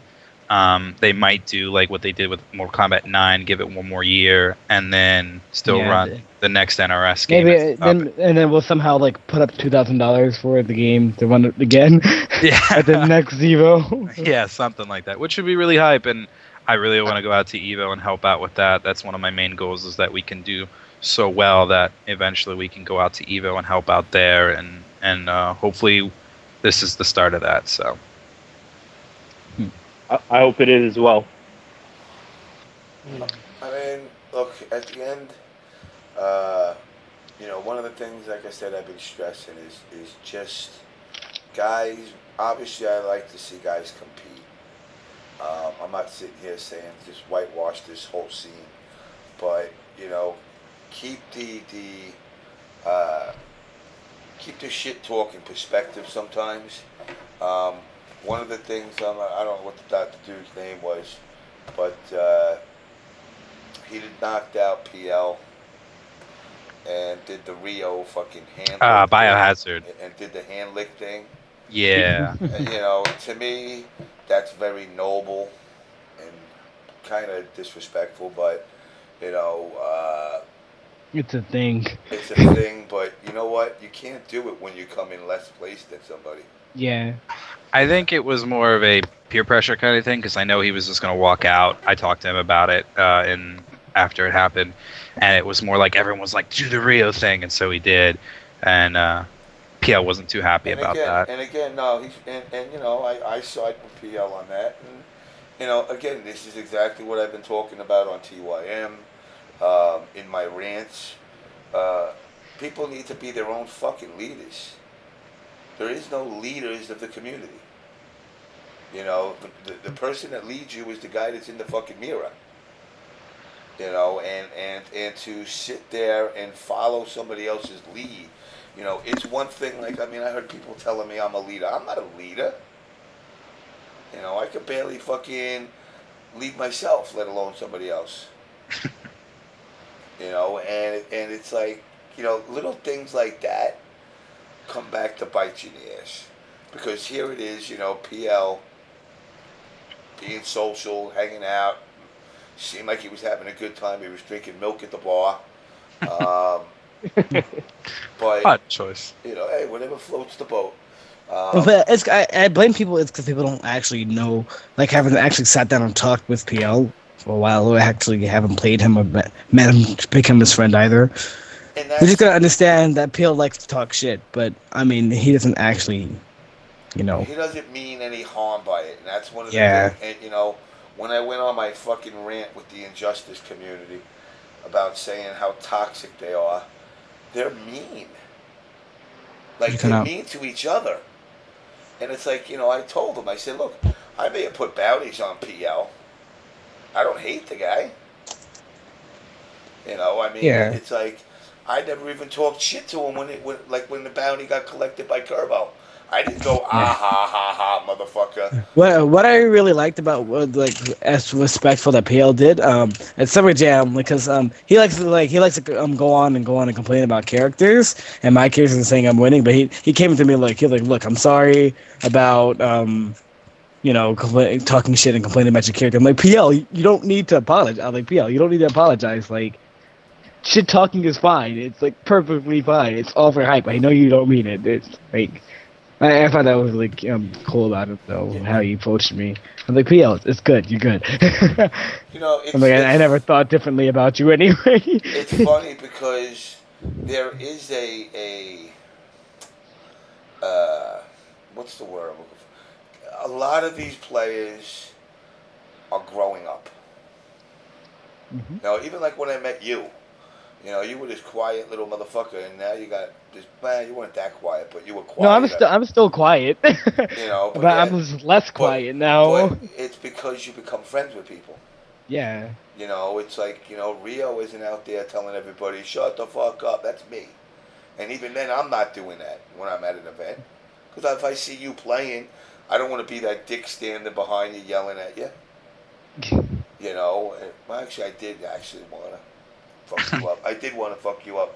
Okay, the thing you have to understand about me is I don't get distracted by people outside the game.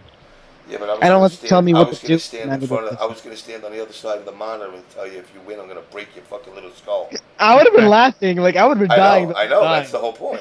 When is the bounty going to happen on SonicFox? I mean, he's won every East Coast tournament. I want to collect it. When's that bounty going to happen? It's bound to happen. I know. You should have made it. You should have made a pun. You should have made a bounty to happen. And I would have. All right, let's not get carried away. Don't get too full of yourself yet. Wow, I rock. I know you rock like a hurricane. Thank you. With your fucking crap girl tech. Who the fuck are you talking about? Your crap girl. Who? Crap girl. Who is that? Batgirl. Oh, you mean Batgirl? Who I'm gonna put in a wheelchair. You must be more insane than I thought, Saltface. So I know. Character in a wheelchair bodies everybody with more moves and more variations of combos than any character ever. She must dislocate her own legs and shit to do some of this crap she does. She's so much fun to use. Oh my god. If Batgirl wasn't in the game, who would you be playing? Wonder Woman. Wonder Woman. Okay, I can respect that. It'd either be Wonder Woman, Zatanna, or Harley. Hey, Harley's mine. Yeah, she is yours. Well, you've been using Doomsday, so that doesn't. You can't say Harley's yours anymore. I'm dropping him. Yeah, he dropped Doomsday. Oh, you're done. I know why you're dropping him. Why's that? I know why you're dropping him. Why am I doing that? Character loyalty. Yes. Yeah. I'm your character loyalty goes a little bit deeper than the character. It does. You're right. I know. I'm motherfucking John Edwards here, Psychic Friends Network. It does go deeper than just the character. I know it does. It's a personal thing. It has become a personal thing. Yeah. That's exactly how I feel about Batgirl. I knew Batgirl was gonna be in the game before the game was even released, and I'm not telling you why. But Leaks. what do you call it? Yeah. Just FYI, they were not from Pig or Bit, so there you go. Junior? No.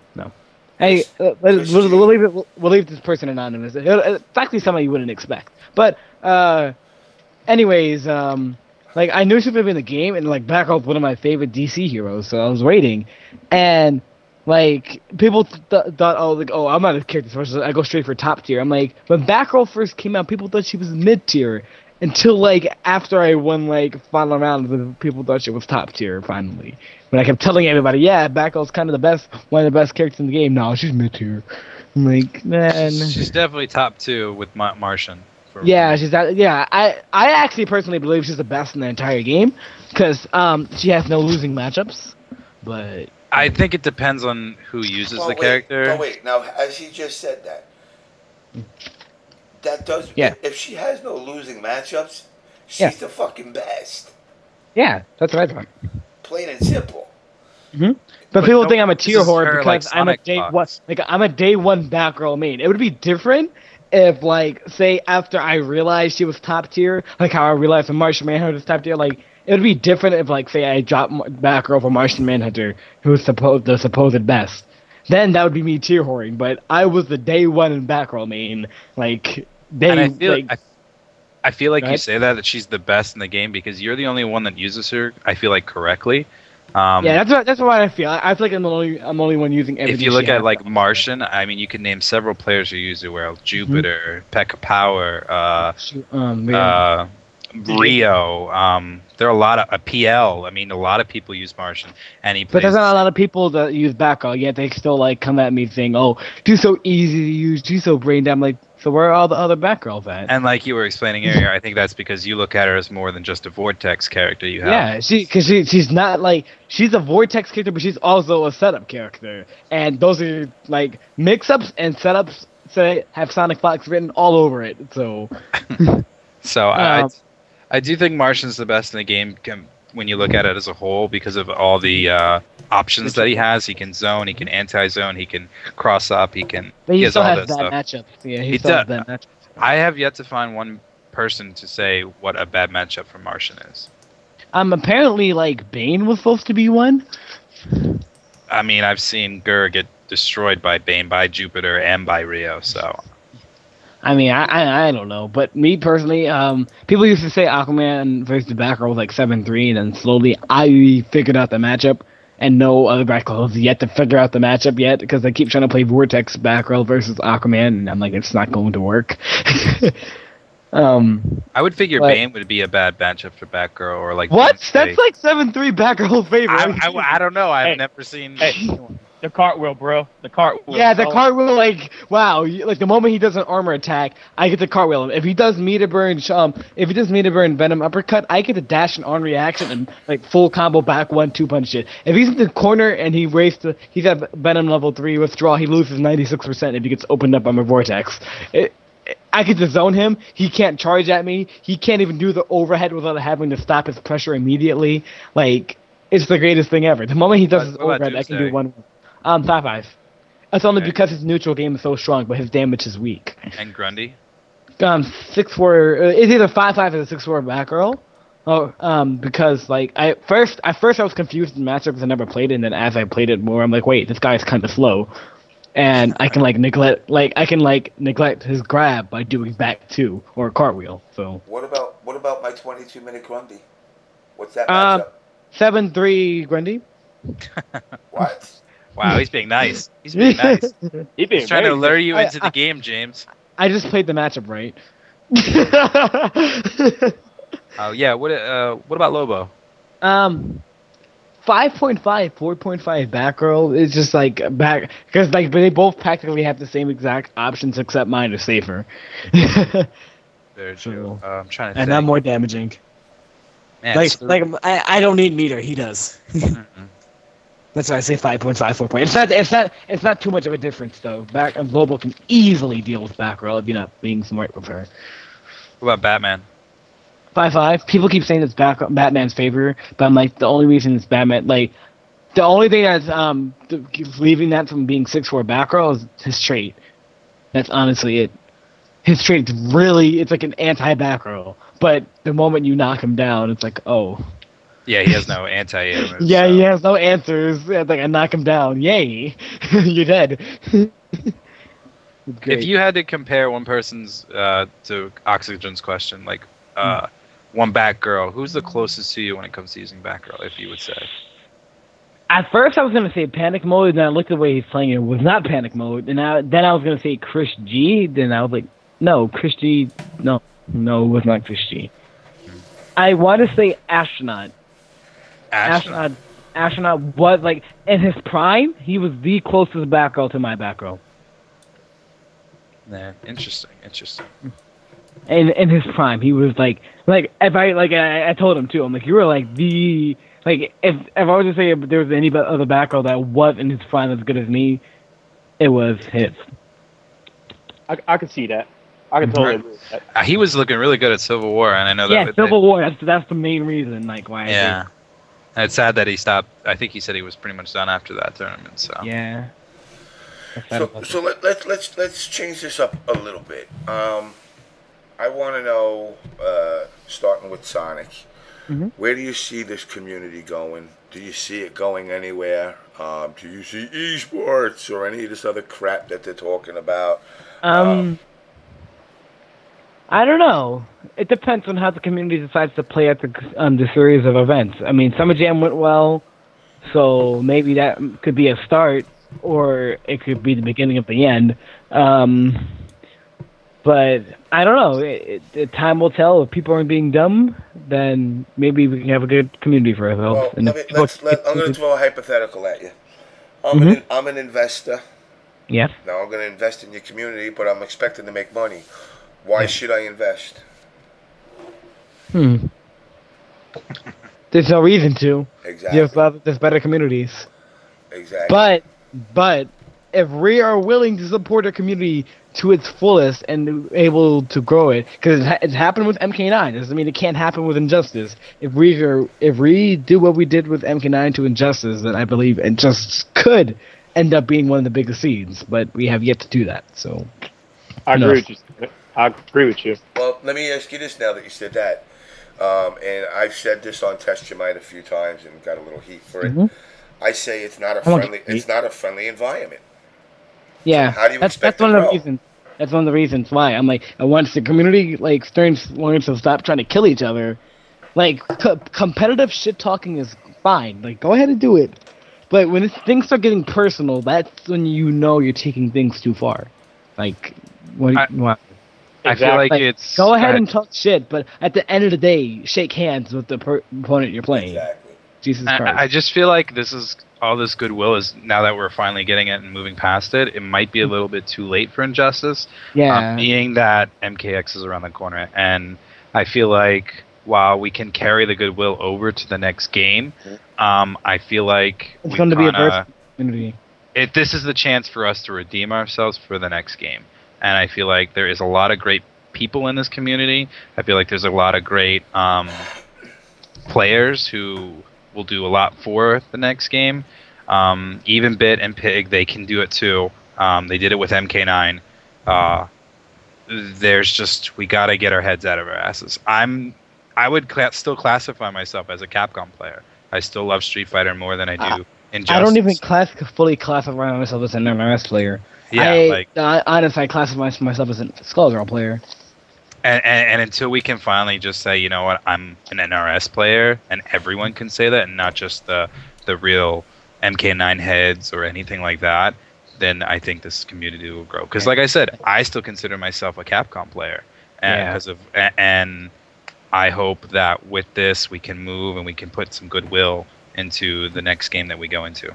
Yeah, it's bad if you feel shame, like not ashamed, but like you don't feel right saying you're an NRS player. And NRS was the first like competitive fighting game I picked up, and like it's just like I am an NRS player, but it's embarrassing.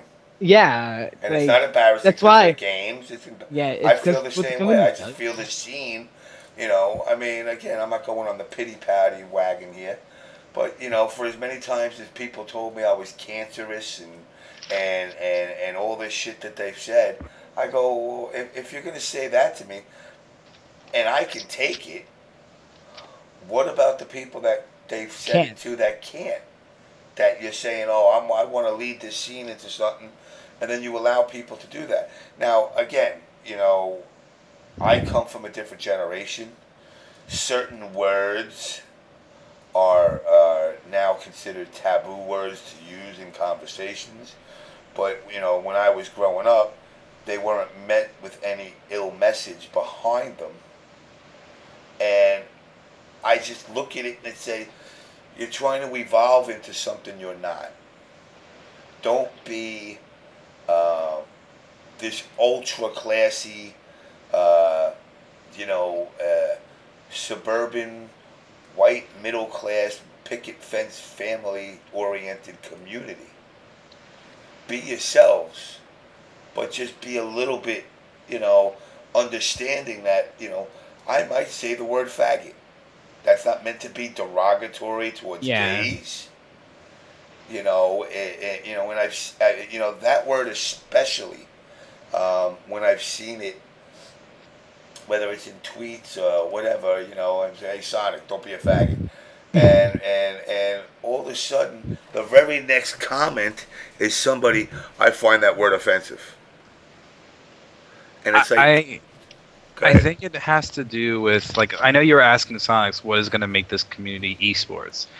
And I don't feel like this community is at that level. I mean, you had one of the great things about MK9 is I love hearing all the stories about it, like VSM and all the crazy stuff, Homeboy Tyson, like all those crazy things. Like it was fun. It's something I feel like I missed out on, and I feel like that was. I feel like that was the identity of the community, just silly people having a good time and having great shit talk. And I feel like that's why it exploded the way it did, and why they got the attention of MLG, and why they got the attention of other people. It was just so fun to be around these people because you saw the personalities of who you're playing. CD Junior popping off. You got Maxter. You had all those people. Now, perfect example. You're naming all these guys that were well known. Emperor Warcon came onto this scene, and he brought, I'll call it a cross between my wise ass comments and Triforce's breaking bread and drinking wine mentality. And it brought when you talk to him in person versus to how he would get on the show, then you basically would sit there and you would say, like, wow, you know what? He's actually a really cool dude. He's playing the role. Does he really think he's an emperor and he's got your feet, your skull beneath his feet? No. But he does put his heart into trying to grow the scene and keep it fun. And I've said this a million times. There's nothing wrong with competing. But when competition and competitiveness turns into obsession, then it's no longer good. And I'll tell every person that comes to the scene obsessed with winning, leave the scene and get some psychological help. I mean, really, it's like Sonic, if you didn't win Summer Jam, are you going to go punch a wall? No. You're going to go, oh, okay, shit happens. I'll get him next time. I'll try. That's how I look at it. Like, how I look at it, because I see some people get hella emo. I'm like, dude, I mean, it's just a game, man. Just calm down. Like, go eat. Like, usually, like, at MLG, I really wanted to do well at that tournament as a personal thing, but I didn't. So I was emo for like 10 minutes, and I went and got something to eat, and like I was just like my normal self, and I was happy again. Like, like it's okay to get emo for a little bit, but it's like, I mean, just like don't dwell on it too long. Like what KDZ told me at Winter Brawl, when the first time I was like hella emo, like I wanted to cry. Like it was the point I wanted to cry.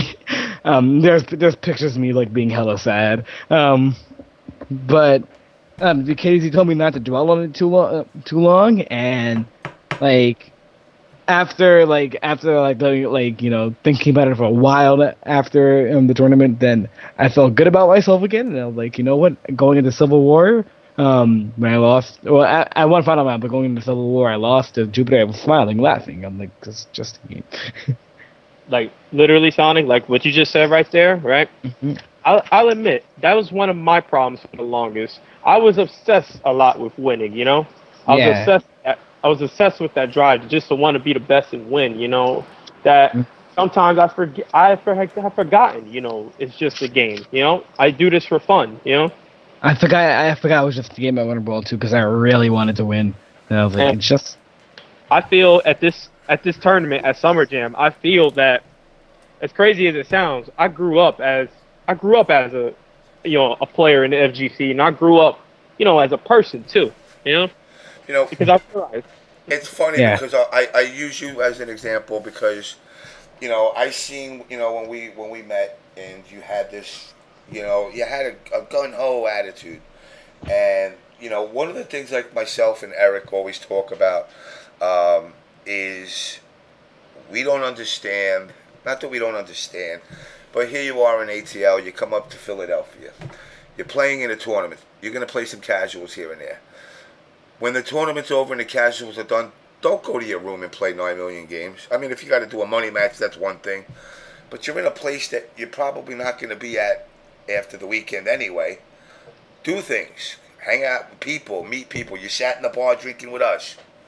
You know, I mean, that's what you got to do. You got to get out there and interact with people. I mean, hey, Sonic, in when I go to tournaments, 5 more years, you can sit in the bar. What do you call it? Like when I go to my tournaments, like sure I'll play a couple of casuals like on the day before the tournament, but then I'll go like swimming with like my sponsors or friends and others and like go chill out with them, and then like maybe later after I get done swimming, play casuals in the room or play brand new games we've never touched before, like Rumble Pack on my computer, and like just like I just hang out, and then during the tournament is when a serious mode activates. Like it's good to like on the day of or the day before, like just make sure you're on point with your execution, but don't just sit there just like all day just playing the game. It's not necessary. You're gonna mess yourself up.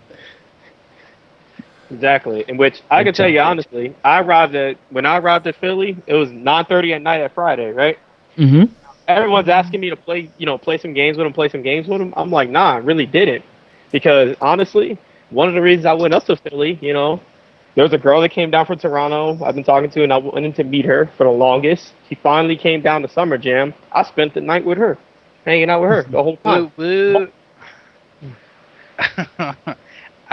And for me, like, I think it's a lot different from a TO's expected, because Friday night is like setup night, so I'm really getting going, ready to roll, and then I'm up, and by like 8 o'clock the next morning. I was up by like 7 o'clock, I think, Saturday morning after going to bed at 3 on Friday. So it's all about getting things done. But after that Saturday night, I don't even want to play games. I just want to hang out. I just want to have fun. I just want to meet people. I mean, I think it was me, my brother, 7L, Mike Oxlong, who beat James with the Batgirl. Johnny from Karate Kid looking motherfucker. Nah, he schooled me. I can't deny it, but I did realize with Grundy I can get it on just about anything that's not a machine gun from Green Lantern. I think, and then in the next table over, I think we had Decay, Troy, Costner, the Canadian brothers, Honeybee and Biohazard. I mean, we had this, and it was just nice to just relax and have fun and drink and make jokes, and that's what I look forward to sometimes after spending 14 hours a day working and getting it all done, and that's truly the fun part. I agree. Like when I go to tournaments, I look forward to hanging out with like Gur, Darth Armor, KGZ, Relaxy, like an Indecisive, all the old people. Like I see, like all the people I see at the other tournaments that like I love hanging out with in their rooms. Like you had I don't think you were here to see this, Ray, but there's pictures of this 2-1 test your might. KDZ, I walked in the room and KDZ looked at me and gave me and handed me this. Well, didn't hand me, but he had in his hand an ice cream Klondike bar. It's like SonicFox.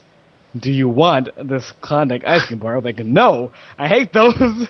He just stared at me for like a whole minute straight. He's like, do you want this Klondike bar? I was like, no, I do not want to do anything for that Klondike bar. He's like, you're turning down this Klondike bar. I'm like, yes. And all of a sudden, he squeezed it, and it exploded, and it flew all over Darth Arma. I walked in right after that, actually. Dude, we had a crazy night. I'm not going to go into details of it, but it was me, Costner, King James, his Gur, KDZ, Mike, Arma. We were all just sitting around and just talking about nonsense, just drunken nonsense, and it was seriously the funnest time I've had in a tournament. It was so fun, and we literally all we were doing was just dicking around, just talking about the dumbest of shit, and that was extremely fun, and probably my favorite moment of the entire event. Yeah, I just love meeting people at these events. They're so much fun. You know, and another thing, you know, you got like Zach. You know, nobody really mentions like Zach. There's so many people that go into trying to get these events up and running smooth. You know, Big E's kids. You know, everybody in his family got a hand in this. Whether it's something as simple as looking and watching the door to make sure everybody got a badge, you know, to sit there for 5-6 hours every 12 just to make sure, you know, that everybody's on the up and up. Or issues where, you know, shit gets heated. I mean, like I said, I watched that Gears of War, and yo, that shit get crazy. Didn't they have like 200 people there or something like that? Yeah, it gets crazy. Yeah, I heard about how crazy it got, man. You know, and you know, sometimes you got to sit people down and tell them the way it is. And once you do, they usually listen to it at that point. But you know, again, you know, it's like guys got to understand that, you know, it's more than just a stream and throwing a couple of consoles down. And if everybody could do it, there'd be more events like it. Well, guys, I just noticed it's 12:32, so you guys kept me way past my I bedtime. didn't keep you nothing. You chose it. What's Oh, a man, I'm bedtime? calling my mom Man, on you. ugh. You can tell your mom to call me. Yeah, gonna put her on the On Blast show. I'll give you And she's black too. You do know she's gonna curse you out. Yeah, he played the race card. Black women smoke. Black women smoke. Black women curse. Kinda. I never heard that before. Black women are scary when they're mad. They are scary when they're mad. Does she, Oh my God. does she do the head dip and dive while she talks and yells? No. She I'm like part of her culture, or my culture is being Saint Lucian. Yeah, I'm not fully black. I'm like Saint Lucian, and I'm also apparently mixed with like some random white French guy in my mom's side of the family, which is why like I think I'm the only one that got that. Like that gene from that guy, because I look like the whitest guy in my immediate family, and everybody else looks like a darker skin. Sonic, are you saying you're secretly white? No, I'm not. my dad is Wow, black. thanks. Wow, thanks. Why don't you just insult all of people? I mean, take it how you will. I just said no, I'm not white. But yeah, my dad is black, and so is my mom. But like in the ancestry, it's all weird. I'm like mixed with so much stuff. So your ass should go to the tournament down in St. Lucia. Rep your people, man. I heard about that. Apparently, there were like people were telling me there was a tournament in St. Lucia. I went there on vacation. Yeah, I went there on vacation. I was like, really? Huh? I would have. Next time you go down there, you let me know. I'm going to point you to these guys. There is a scene down there. Yeah, I didn't know that. I was like, oh, I would have gone down there and played with them. Yeah. I'll find out more detail of it. I'll hit you up on Facebook. Are you on Facebook? No, I'm a Twitter person. Really? But I mean, I don't think the only times I go to St. Lucia is like on vacation, and that's like this is the second time I've been to St. Lucia in like 8 years, so it's random. Okay. So I don't know. He doesn't even know what MySpace is. Come on. No, I used to have a MySpace, and then it died. How do you have MySpace and not Facebook? I mean, I have a Facebook. I don't use it at all. Don't make sense. It's just non-existent.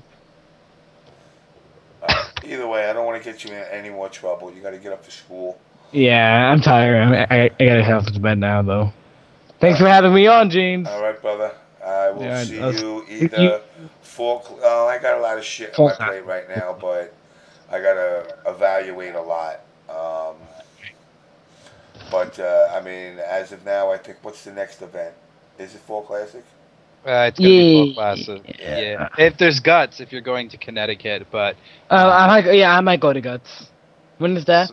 I believe it's September 19th. That weekend. I'm possibly going to that to help out with KN. So yeah, I might go. So we'll see. But after, if it's not Guts, then the next event's going to be TFC. Yeah, it's definitely TFC. But yeah, I'll see you guys soon. So good night, Ray. All right, hold on one second. I just gotta double check Ask FM to see if you got any really good trolley questions asked of me. Got you, homie. Give me all of them. Put me on the RBS show, you little bitch. Nah. You got to give me a name. Nah, I'm gonna let you go. Nothing to you. But nothing to you, Sonic. So we're gonna go Right. rated X now, and I can't have you. You're underage. Wow. Time to just Go call Chris Hansen and hang out with him.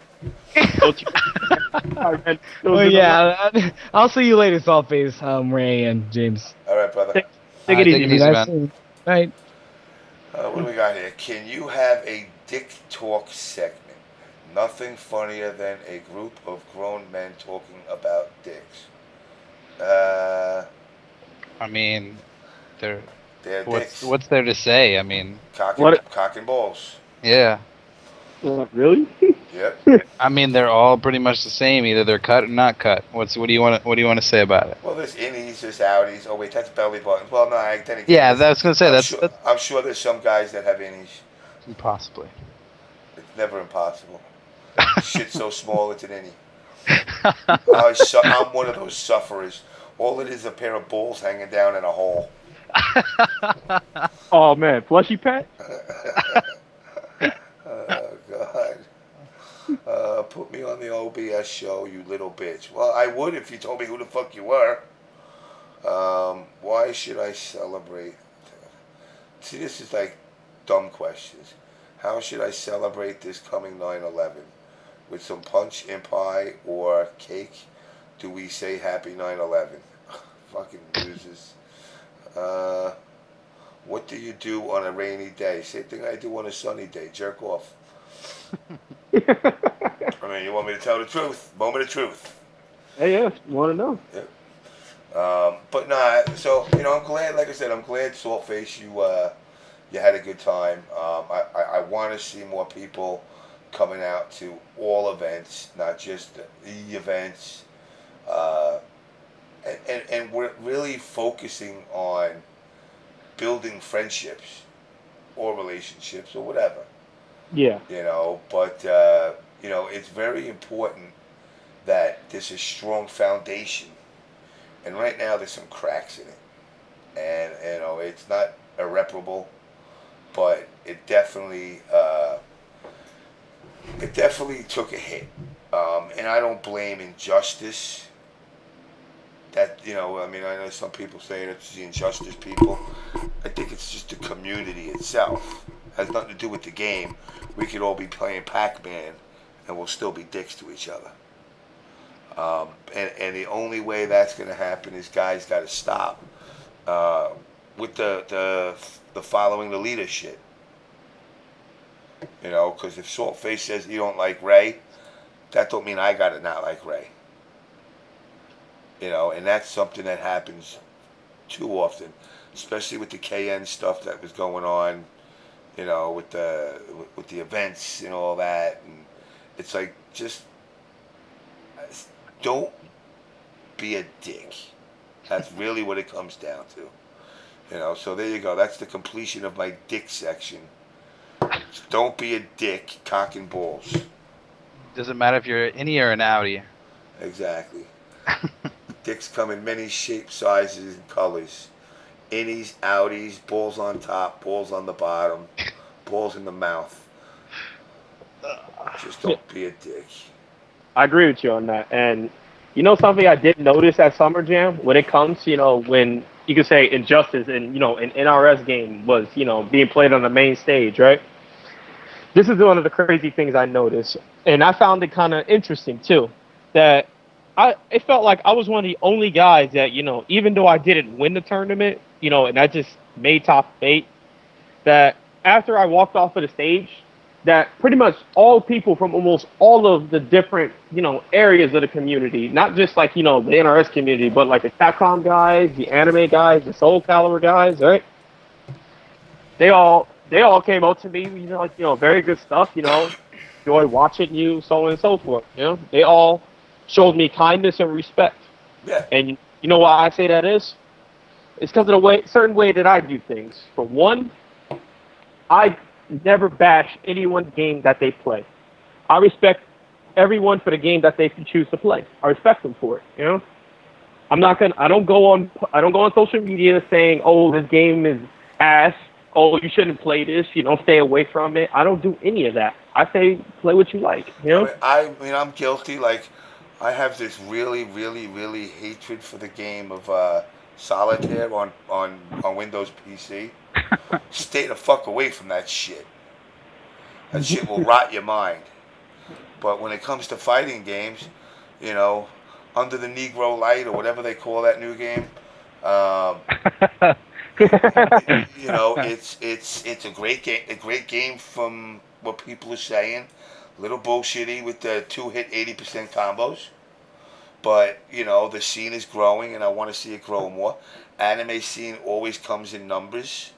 No problem with, like, if they come down with 75 people and Injustice or MK, you know, 10 at the time or 9 come with 70 numbers, well, guess what? They get the main stage. You know, he who comes with the numbers is the one who should get priority.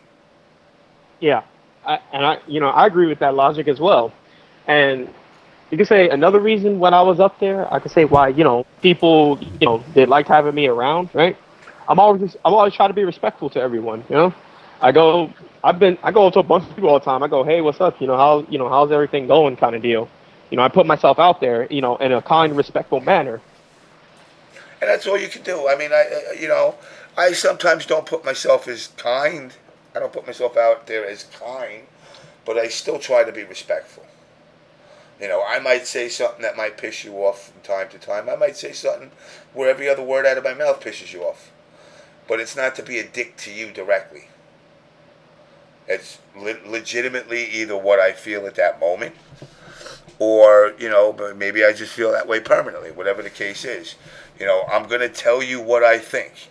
You know, I grew up, you know, where my parents told me don't keep shit in. Because that's what eats up, it'll wind up eating you up. So, you know, it's like, if you feel something is bad, really bad, don't be afraid to say it. But, you know, when it comes to games, really, why would you talk shit if it's just because you don't like a game? Exactly. You know, because all of the FGC is tied together. Contrary to people thinking it's just, you know, our game and their game and this guy's game. All the games, you know, the numbers, the final numbers are the overall picture, not just each individual.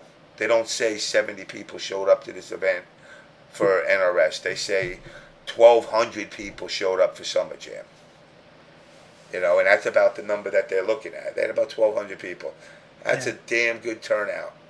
Especially for something in low, like midterm, like Summer Jam, where it's in that lull. So that's really good. You know, so I mean, it's like, you know, that saying, if you can't say nothing nice, don't say nothing, really does apply to the scene, and it should be applied a lot more. People need to learn restraint when bashing things such as characters, matchups. You know, look, I ain't gonna lie, Sonic got some grime, but it's the grime he created. Nobody else is doing what he does. It's enough that got him, you know, how many wins now in Injustice in a row? I've lost count. I think it's 4 or 5.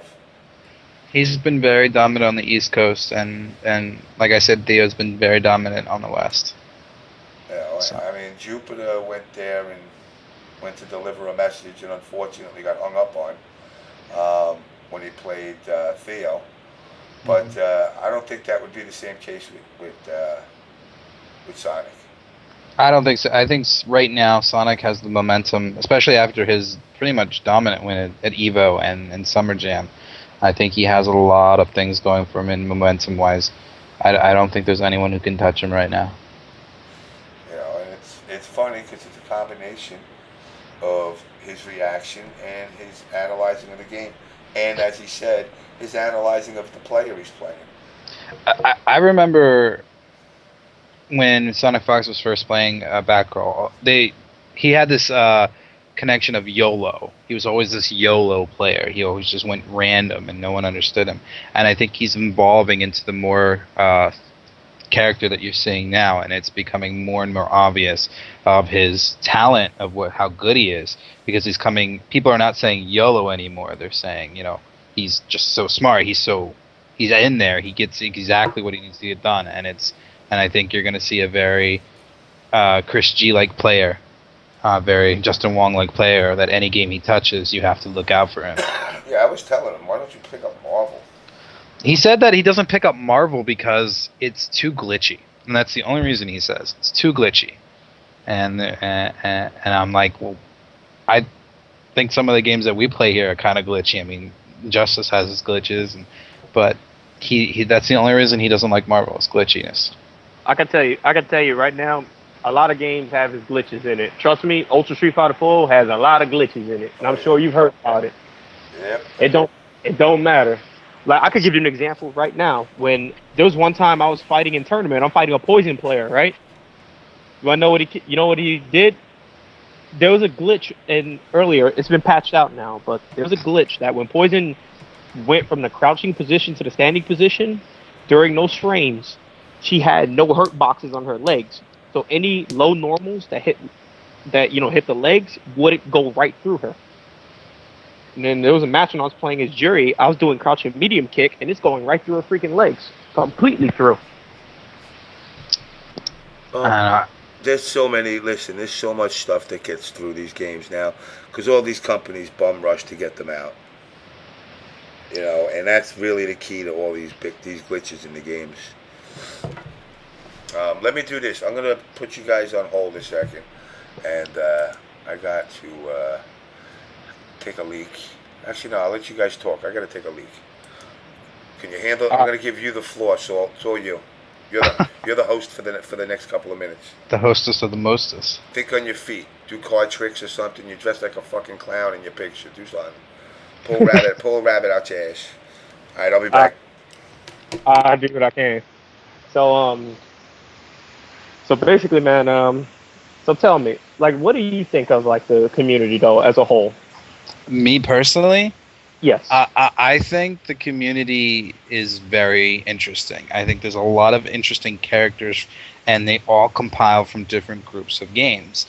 You have your, SonicFox with your Skullgirls anime, DOA. You have KDZ, who's been Soul Calibur, Street Fighter, Arma, Street Fighter, me, Street Fighter. A lot of different players of all different types, and then you have, of course, the bulk of the MK9 community coming in, and I think all of them has so many great personalities that they're all clashing together, and they're all trying to find out the most dominant of the group. And I think there's a lot of potential here, and I think there's a lot that the community can do for itself. Like I said, Mortal Kombat 9 has so many stories and so many funny moments and so many great talks. I mean, I know that there was a Twitter war over the VSM East versus West back in the day 5-on-5 team tournament, and watching that, and I hope that comes back again, and I hope that more people are going to band together. They're going to have those rivalries like East versus West, Midwest versus South, Atlanta versus Philly. Like, I want those rivalries. I want those kinds of events, because I always want to do some kind of exhibition, and it's getting to be like, well, who can I do? What can I do? And I want to have those kind of exhibitions to come back, and the Salt. And I think right now everything is getting too personal instead of just becoming about the game. And I agree with that about the personal part. I totally agree. Because go ahead. I'll give you an example. Like, I'm gonna tell you right now, when I first officially met him in Atlanta, right? I can tell you right now, I can't stand, Perfect Legend, his, the in-game persona. I can't stand the guy, in game, right? Mm-hmm. But hanging out, with Carl White, that is one of the coolest dudes I've ever hung out with, Mm-hmm. And I enjoy it, it's just like examples like that. It's just, you could have your in-game beef. That is perfectly fine. What you do not do is you take that outside of the game, and attack someone personally. Then you're taking things too far, and then it looks bad. And when you have the main faces of the community doing things like that, it makes the community as a whole look bad. Exactly, and it's just finding out how do we avoid these situations. What people can we just get along? I mean, I know I have my beef with people, and unfortunately, it's sad, and I don't like to have these beefs. But I want to, excel this scene. I want it to grow. I want it to be very important to the FGC in the sense of, one thing that really disappointed me it was when I watched top 8 of Injustice at Summer Jam, was that everyone was watching, but it didn't have this like, I have to see what's going to happen feel to it. It was, everyone was watching and they had their hype moments when it got really close between KDZ and whatnot and Perfect Legend. But when DOA came on after it, I've never seen DOA like ever. And I don't know too many people that play it. But everyone was so captivated by it. And hearing the hooting and the hollering and the hype. And I feel like Injustice needs to find that. And I hope that eventually that's what I want to see. I want to see a top 8 where people just can't take their eyes off of it. And I feel like that'll come more with the less of the I'm the best personality. This is my community. This is what we got to do. You know, screw grassroots tournaments. Don't go to this tournament. I think once that attitude changes and we can get everyone to start coming in and feel welcome, there'll be the hooting, there'll be the holler, and there'll be those crazy close moments that everyone just has to like jump up and screech about and won't leave for pizza, you know? So like I'll tell you one thing right now though for certain, like what you're stating about that is what I noticed with the DOA community, right? Those guys, right? They're all united, you could say, under one cause or whatever, so to speak, with their game. They're united, you know? They're united as one within their community. And that's what I feel the Injustice community, you know, the NRS community in general needs to do. I feel they need to, unite. You know, we're one, you know? And, you know, the whole rant about, you know, not going to certain tournaments or whatever, like, that needs to stop, you know? And hopefully we've pushed past that, and it's gone from that kind of rhetoric to let's get back to what really matters and getting people to come to the events. I mean, Injustice can still hold 100, 120 if they really push the effort to. I mean, we had, I think, 70 just for Summer Jam and under the circumstances, and that's not terrible. I mean, that's pretty good for the mid-tournament lull. But, I mean, you had 50 for Mortal Kombat, and that was a free tournament. So, exactly. I think... Go ahead. No, it's not. You keep going. And I feel like if we can continue to band together and push for each other's events, I want everyone to go out to West Coast Warzone. I want everyone to go to Guts. I want everyone to go to TFC. If we can start showing that unity, when NEC comes around, I want NEC to be the biggest, the best Injustice tournament, because that would be the best way to end the year for this game, because we don't know what's going to happen for next year with MKX is coming out, and if we could get everybody to NEC, it would be the best way to end that year after so much that's happened.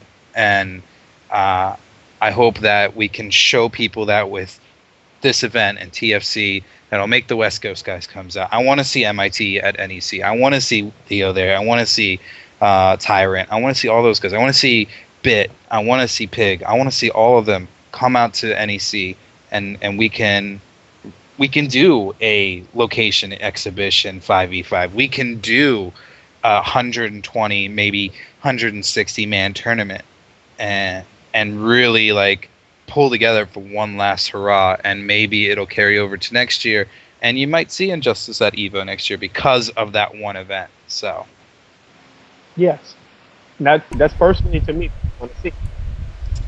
So I hope with all that this goodwill that we have right now in Summer Jam, that it'll carry over to all the other events, and we'll go and get NEC to the level I know it can become. Well, I'm going to change it up a little bit again. Evo this year,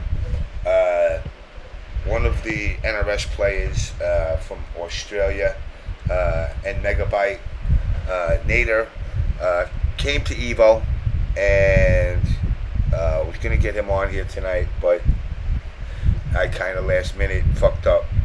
But I do have him sending something to me that he wanted me to play, and it's a little long, but what it is for y'all who don't know, in Australia, Vegemite happens to be a delicacy, an acquired taste.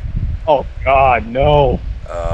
We have the Vegemite challenge, where he challenged all the players from that were willing to man up and give Vegemite a shot, and I'm gonna run that video now. So I'm gonna put you two on hold so you don't talk over the video.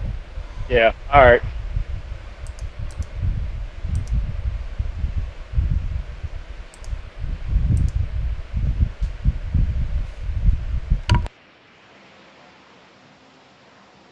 You still there, man?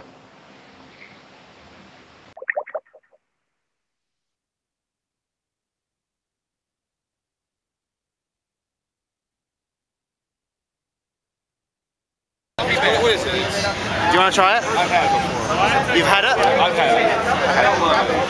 Alright. Just have a little bit.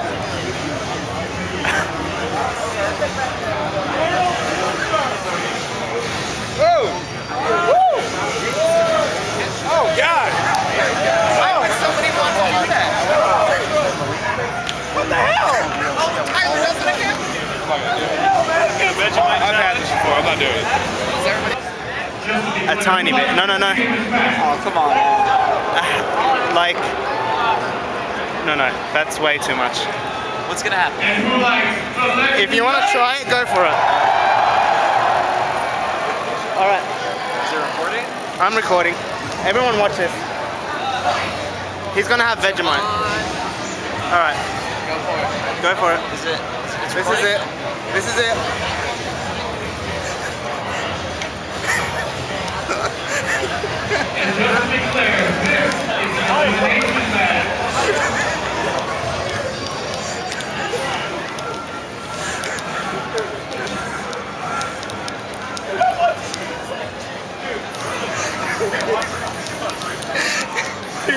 Here, man.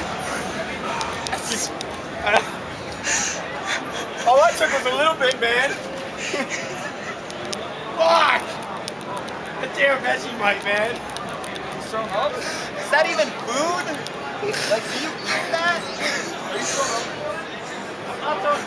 Just spit it out. Oh, okay. I was about to say. That's so bad that when I drink it, the water tastes bad, so I have to spit it out. Oh my God. Here, take some more. You want more? Please. This cup tastes like Vegemite, so I can't have it. Guys, watch it. Guys. I really like it. Here's SonicFox. Awesome, yeah.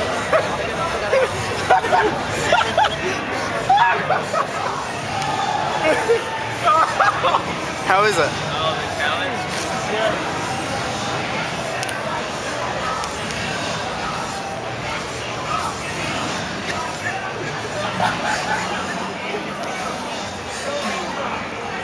Oh!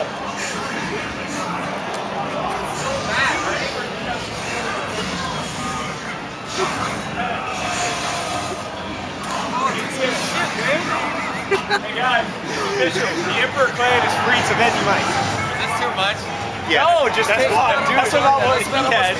That's about what you guys had, and I'll do it. Yeah. Dude, just take a good bite. God. Hey, the water's right there. Ready right now. Swallow it. Not bad. Not bad. My body won't let me swallow it.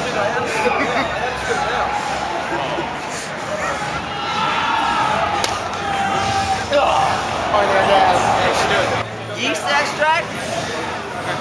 Look, I did it. Jupiter did it. Niacin? Jack did it. Niacin, dude, that's some fucking chips. Come on, dude, I'm recording. Just have a little bit, a tiny bit. Yeah. Oh no. Not that much. You'll die. You will die. I'm just gonna do a dab. No. You're gonna die if you do that. Do you want to do it? Will I really die? Yes. No, you're not. You're not gonna. Yeah, that's good. That's good. That's good. All of that? Nah, that's too much. I did, yeah. So you guys are gonna kill me or what? There we go. No. I'll take that little piece right there. All right, do that. No. Do that. Yeah. All right, do that. Come on. Yeah, do that. Don't be. No. That's fine. I didn't touch this. Boo. No. That's it. He's not gonna try it now. That's it. Try it. You're gonna die. Try it. Hold on. On the ready.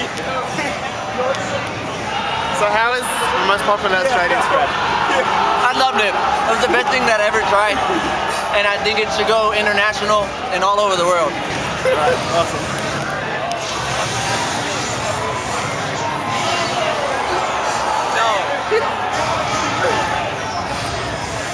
No. What the hell?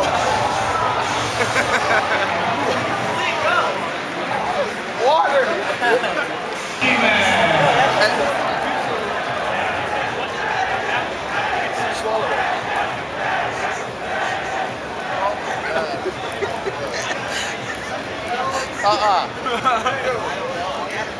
What is that? You are a messed up person. That is death on a sweet swallow. Come on. No? Alright. Some kind of crazy thing. Come on. Just try it. Try a little bit. I'm not. Alright. No. Try. Get that. Not a little dab. You got What? Attack the spoon. Attack the spoon. Germs and shit, man. I can't deal with that, right? I just want to say I swallowed it. More? That's a lot, man. That's a lot. All right, now attack your pinky. Just suck it. Suck it all up. Oh my God! Oh, what the?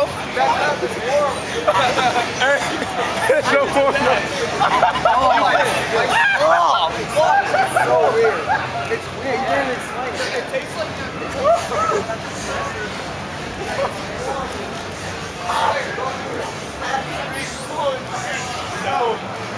Hey man, you might need some more. Oh, that's fucking gross, man. How good is that? oh my God. Fuckers eat that shit. Do it for a Flash. Oh, what? Flash would love that. Fucked up, man. That's good. That's good. That's good. Just suck it up. Mouth it all out once. Is it okay if I can run over there right after? Dude, we all do. Go. You have to smell it. Don't think about it too much. How big of a scoop that to get? Little scoop. Oh, With your finger though, with your finger. With your finger. No, get some with your finger. You'll be fine. I'll let you do it again. I'm gonna do it. Wow, that's... I don't know how to describe this. Come on, man. Down, take a whole Come shot. on. In your mouth. You're trying to make me eat something. Look. It's just chocolate. Put it in your mouth. Let me see you do take that much. I just ate some. I'm not gonna get that much. Don't double step in. Go. Go. Go. Come on. Let me see his reaction. Tastes like barbecue. Cheers. Go, Dobby. Not being nasty, tastes like chocolate, but it's just chocolate. This is over. Get the fuck out. We're leaving. Come on, step on him. There's water over there. That ain't no Delaware chocolate. Try a tiny bit. A tiny bit. Just like one that. finger, one finger. Go. Yeah. The stereo will do it. See, it's not that bad. Wait, it's not that bad. Oh, get out of here. Wait, it's not that bad. Oh, get out of here. I thought I'd get body for that. Damn. What the fuck? I can really all focus. Horrible. Face ever. I have water? Come on. You you have to finish your spoon? No? Have a tiny bit. A tiny bit, yeah. Do it. A little bit, come on. Yeah, I'll try a little bit. Oh, ew, what is that on your hand? Yeah. It looks like... Alright, come on, quickly.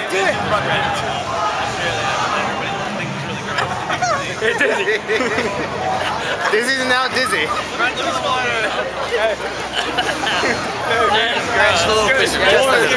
him get a hold. No. Get like a scoop. Let me just get some on my finger. Hold on. That's what I did. Just get some with your finger. How much? Just like a good amount. Dude, no. Like this? No. King, you're a big boy. Swallow it, nigga. Take your finger. Yeah.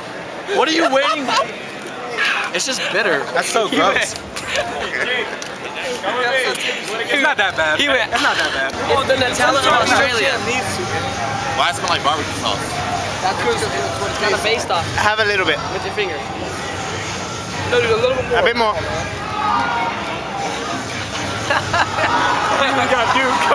Go get you some water. What the hell is this for? Yeah, we gotta get Gross to do it. Are you friends with Gross? Get that nigga Gross to do that shit. How was that? I didn't tell you to do it, Carl. The fuck is that? Vegemite, he eats it. We gotta get Gross to do it. Carl's like, what the fuck? He eats it really It tastes like. barbecue sauce teriyaki. Yeah, no. Yo, beef jerky. Yo, show him PL doing it and be like, yo, Come PL on, said you're a try to bitch. do this. Liquor, hurry. Hurry. Get a little more than that. Come on. A little more than that. Tastes like teriyaki. That's what I said. All in. Second Take half. the big one. You gotta take Second half. It tastes like Come on. teriyaki. It tastes like You have to teriyaki. have Tastes it. like really intense jerky. Yeah, it's pretty intense. That good? A bit more. Just to make it like as... Alright. Really? I haven't played League with him in a while.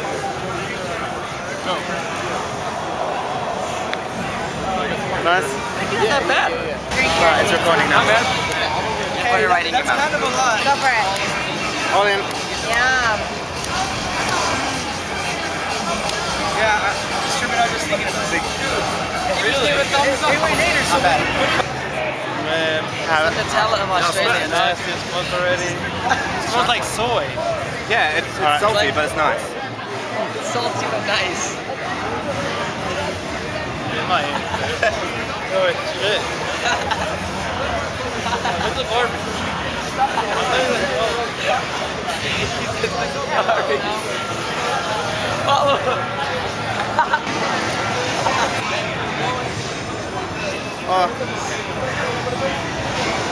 A bit more. A bit more. That's fine.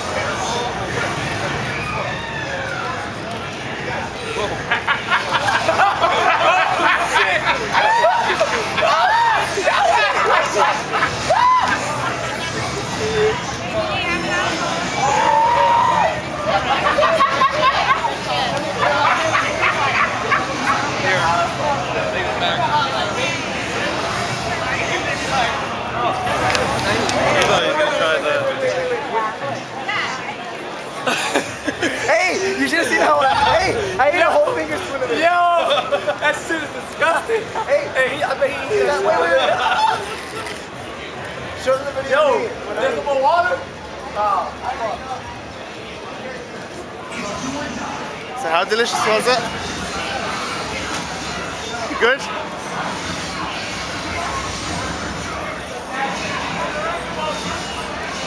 That's horrible. Why do you eat that?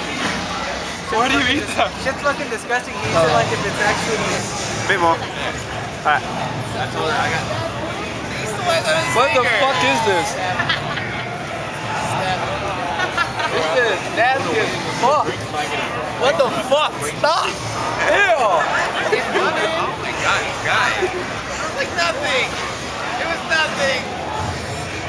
Delicious? No. Never again. Hey, oh, fuck. The aftertaste is disgusting. Stop! Alright, wash it out. Hell no. Come on. Are you taking a video or a picture? Video. What is it called? Video. Have you tried it or no? Yeah, I tried. You did? But yeah, Delicious. everybody did it. A little bit, just with your finger. Yeah, it's good. Scoop a little bit with your finger. Nubi, did you try it? What? Did you try this Vegemite? What is that? It's good. Okay.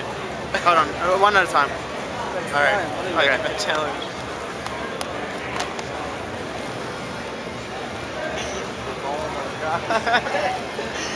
What's it taste like? Let's see.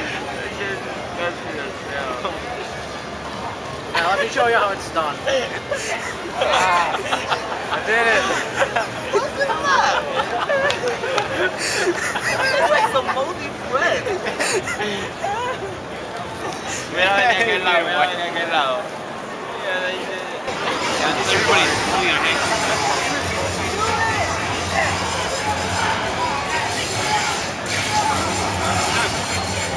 I'm not trying to really like it. I had some. I was chingas. I swear to my God. They did it. Let's try it. It's good. Chef, try it. Give it to Chef. Chef.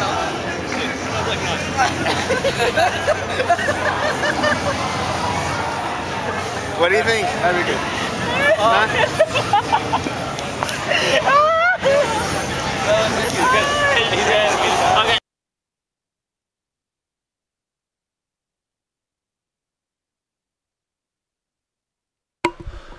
So that's the Vegemite challenge. What happened? I lost. What I I'm lost? still here. I'm still here. I lost Saltface. I think so. Let me see. Let me add him back in here.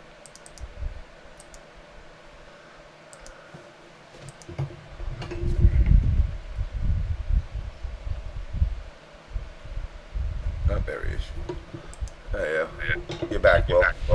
Oh yeah, yeah. All right. So yeah, you know, and Megabyte came here this year, toured a couple of cities, went to a lot of events, and wanted to see the reaction of everybody with Australia's favorite pastime, eating Vegemite.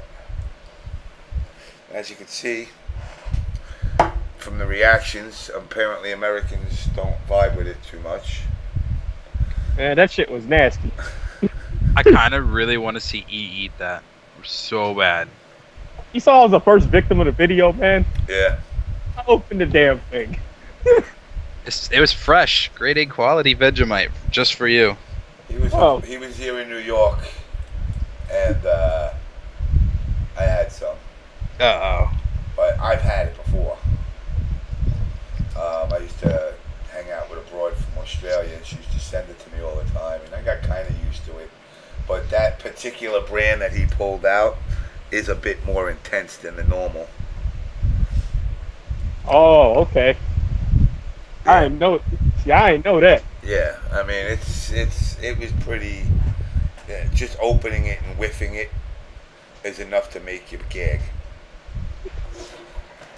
But yeah, definitely. I mean, Evo seems like it was fun for the most part for most people. So, you know, hopefully next year, Injustice and MKX can get in.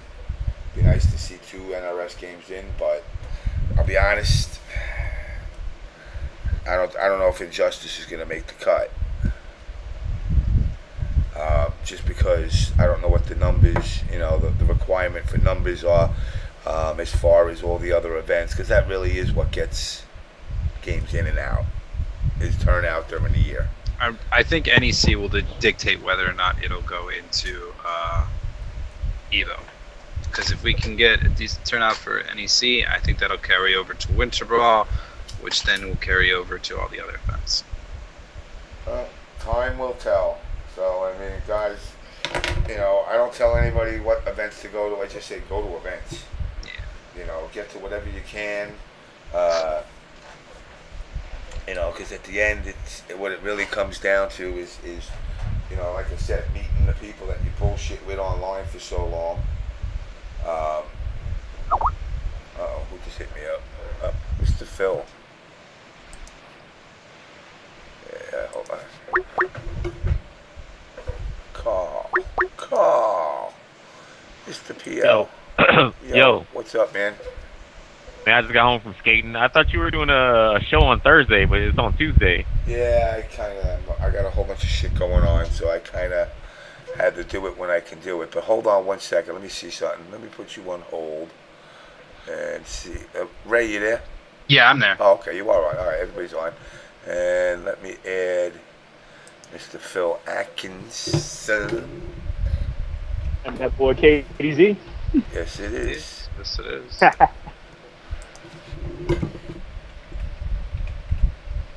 So, Carl, let's start with you. How was Summer Jam to you? And obviously, winning MK9 had to be a little bit of a redemption for you as far as just still being able to compete in the game and actually having people show up and still pretty much showing why Kung Lao is Kung Lao.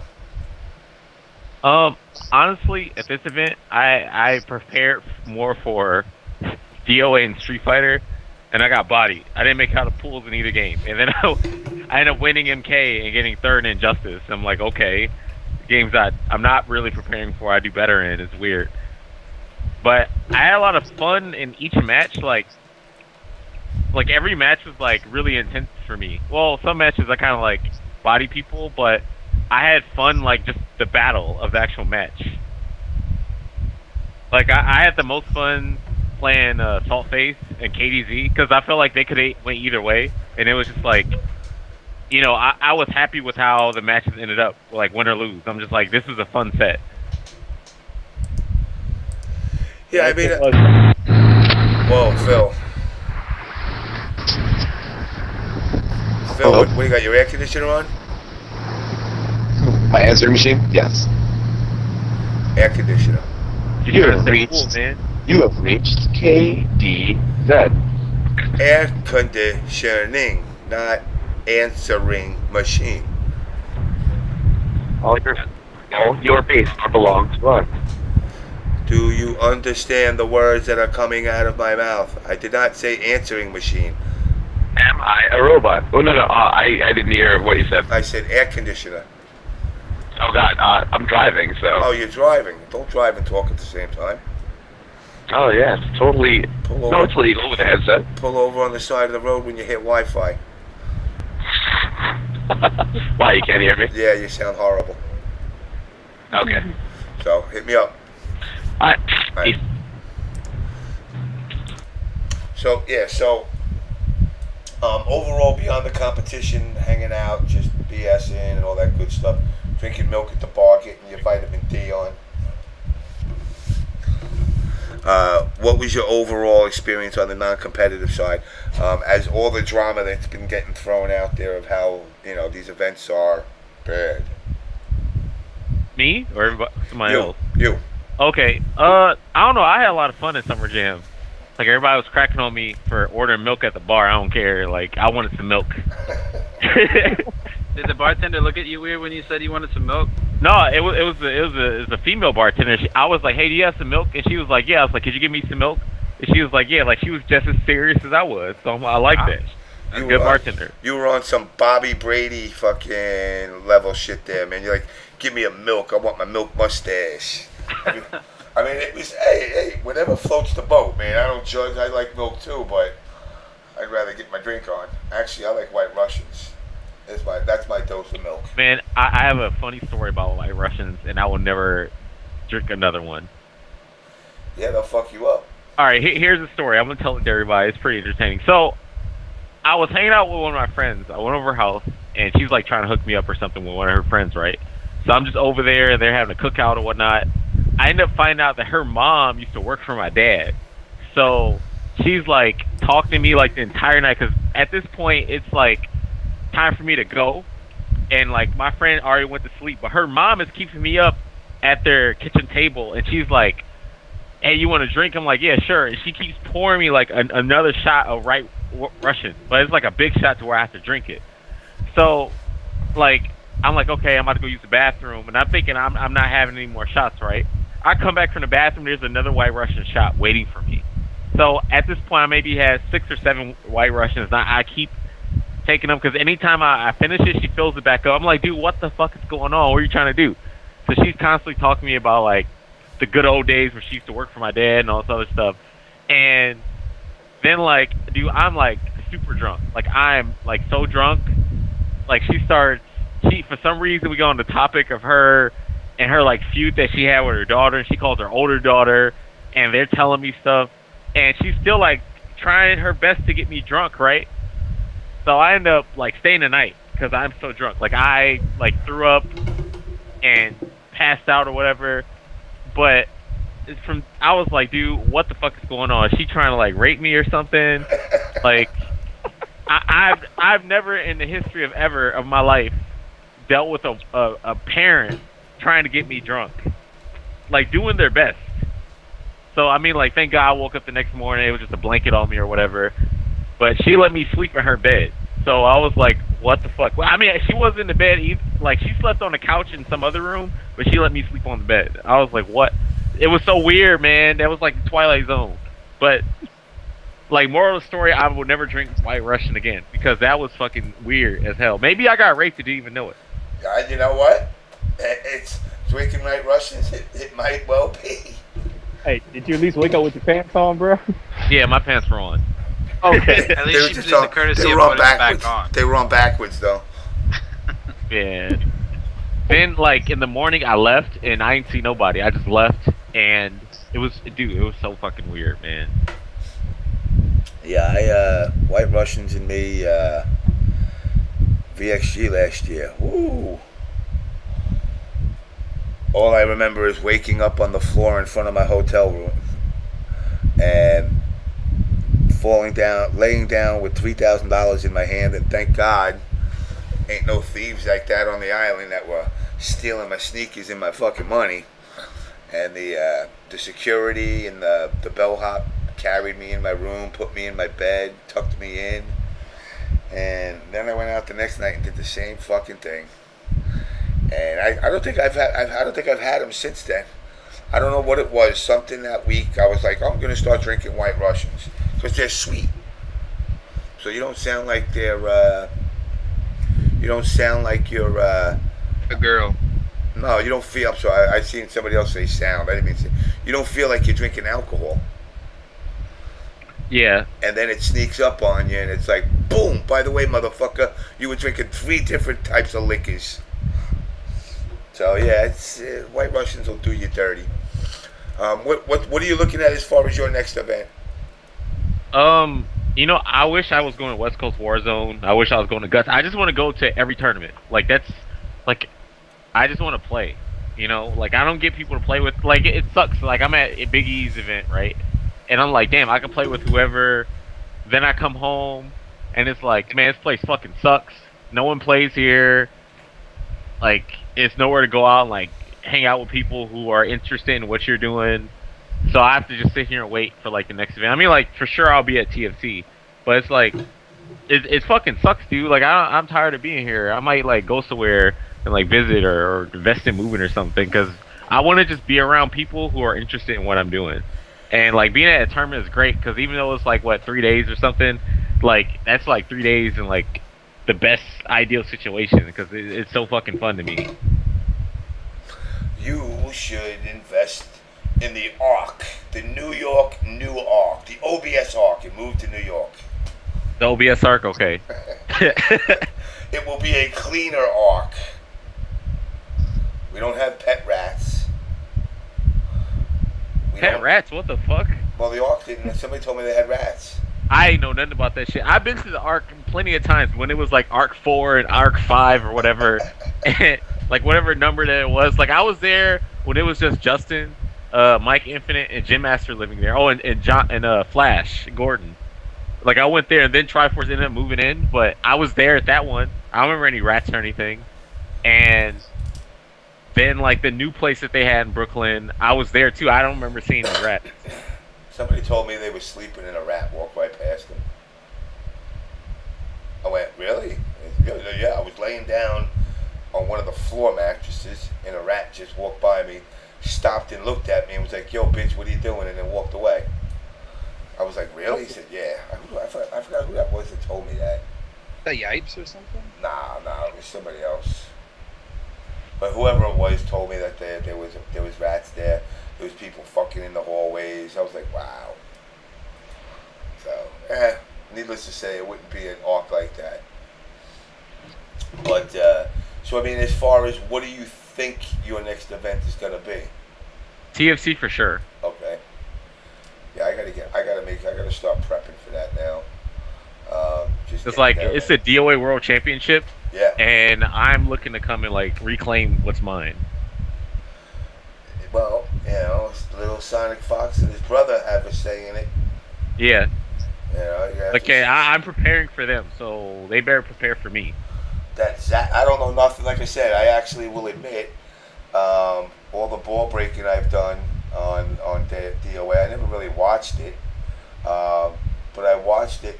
Yeah, they're really good at the game, so it's not like it's gonna be easy either. They're pretty good. You know, that Zach motherfucker though seems like a real scummy bastard. I mean, he pummeled him once the guy changed over to Zach. It was just like, oh yeah, Hoodless, yeah. Yeah, I was like, wow. Yeah, he should have. All right, here's this. Like at Evo, SonicFox actually beat Quiggles with Zach, like Zach versus Christie. So I was like, I went up to Hoodless once I saw they were playing because I was playing K. So I went up there. I was like, hey, pick Zach because you know SonicFox like body Quiggles at Evo. So he picked him. He started winning, but you know he was already down the game. So all he had to do was lose that one time. But it was a close match. Yeah, it was definitely a great match.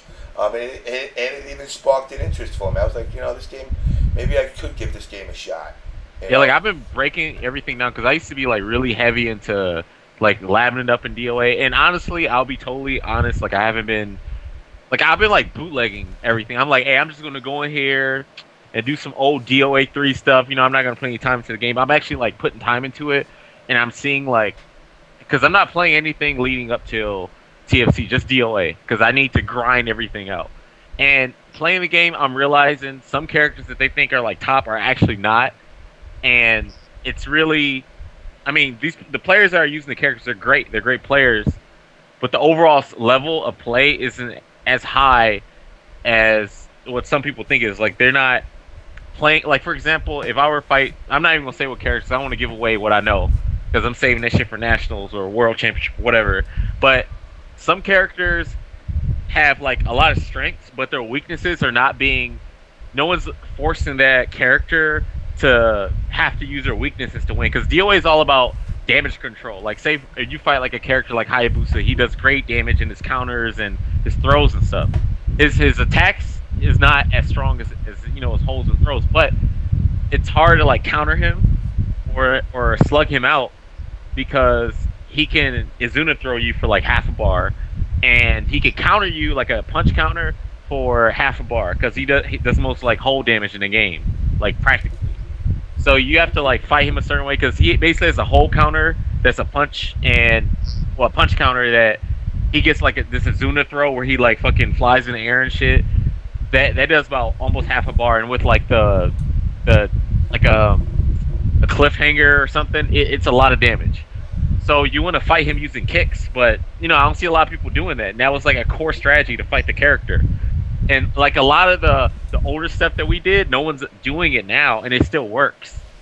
So I'm trying to just grind out all the matchups because people have been beating me because I may not know a matchup or I'm not optimizing my damage. So I'm just working that out right now. And they keep releasing DLC. Like I was expecting SonicFox to pick Christy or Rachel on me, and I prepared for them. But he picked freaking Mary Rose. I was like, God damn it, SonicFox. Like, I was like, damn it. But, I mean, that's my fault. I was gonna say, speaking of DLC, they just released that Tengu character. Yeah, Neo Tengu, yeah. Like, she's an old character, but like before the model was like this big ass, like demon looking character, but it's a girl. Like the biggest difference between Neo Tengu and the older Tengu is that the older Tengu was like a super heavyweight. So if you launched him, you didn't get any damage. This one, she's a middleweight, so you can actually do damage to her. But she's really good. People don't see it, but she's really good. Me and Ninja CW have been breaking her down. She's really good. She's fucking annoying as hell. Now, when you say, this is like, educate me in this game a little bit. Because I've always heard that it's a game where it's the only game where you can start beating somebody up and then counter and do more damage than all the fucking moves you did. Yeah. Okay. All right. First off, like there's like a inside of stun, outside of stun, or inside critical, or outside of critical state. When you're inside a critical state, like a counter won't do as much damage as it would do in like neutral. So like, say for example, I'm rushing you down, right, and I knock you down. I come in with a mid punch, and you read that I'm going to do a mid punch. You counter it. Depending on your timing on the counter, it would depend how much damage you do. So say for example, I love using Hayabusa as my example. You're rushing Hayabusa down, and God forbid you want to do a punch, and he holds it. And he gets it on high counter, and it's a high counter Azuna. You just lost 120 points. Now, there's 270 points in the health bar. So, you don't want that to happen because now all he has to do is do it again and maybe hit you like once with a 30-point move, you're dead. So, if you want to really like attack Hayabusa safely with punches, you want to do it in stun, so it won't do as much damage. And it's actually kind of hard to read someone when you get stunned. Because like everything's really sporadic, which is why people go for like critical bursts, or they'll go for like a launcher, or go for throw steps and stuff. But it is true. Like, well, if I land a stun and then go for a launch and a combo, that will always do more than a hold out of stun. Wait, is ultimate at 300 points? Because I don't know. I thought it was 270 from DOA 5. It was 270.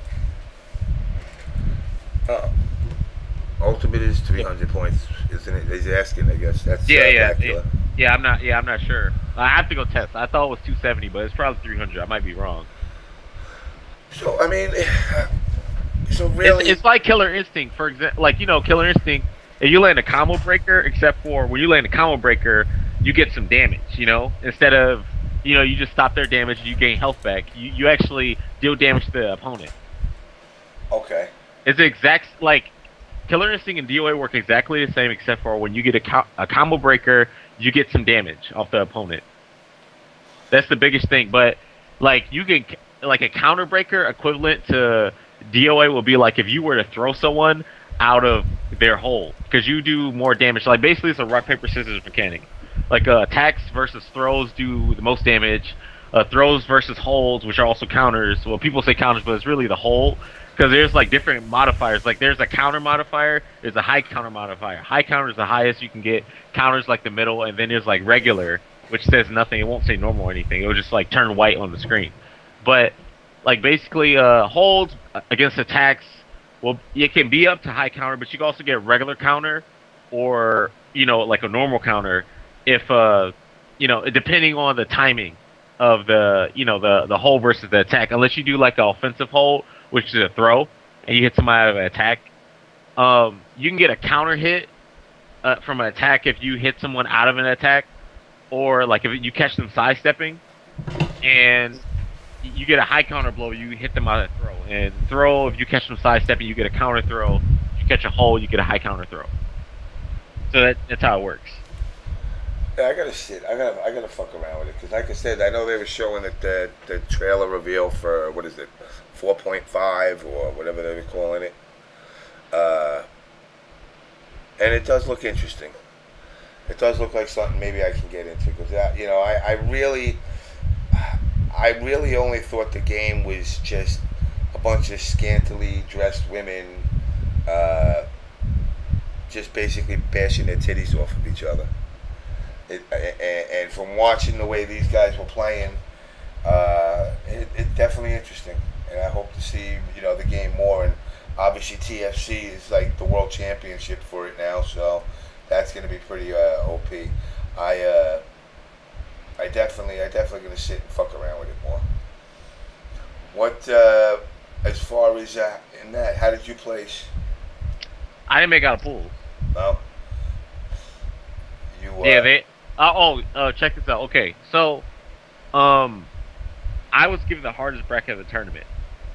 Caliber Blaze, SonicFox were in my pool. I would have to go through SonicFox and Blaze to make it out. And I was like, why is my pool the hardest pool? And then Shade's like, well, because Shade, who was actually participating in the tournament, gave himself an easy pass to top 8 and gave everyone else a hard pass. Like every pool had 3 top players in it, besides his. He just had Hoodless. And whoever he thought that he could beat in his pool. And he made top 8. So, like, if someone saw what I was talking about on my Twitter when I said, how would you feel if a player purposely gave himself an easy road to top 8? I was talking about Wtih because he did the brackets. Now, to my knowledge, he's not going to be doing the brackets anymore, thank God. But that's not fair. Yeah, he's like, well, you know, I placed myself, like, on top of that, he shouldn't seed himself because he hasn't been doing well at tournaments either. Like, the last time he placed anywhere was, like, I think DOA 5 Vanilla. Like, everyone else was, like, you know, the top players, I think top 4 players would be, like, Quiggles, Calorblade, Sweet Revenge, SonicFox, oh, and then Master. I think. Those are the top players. Does Master still play? Yeah, he still plays. He's the dude that did that grimy shit with you, right? Yeah. I remember watching that video. Fucking put you on like a team of chicks or some shit like that. What was that all about?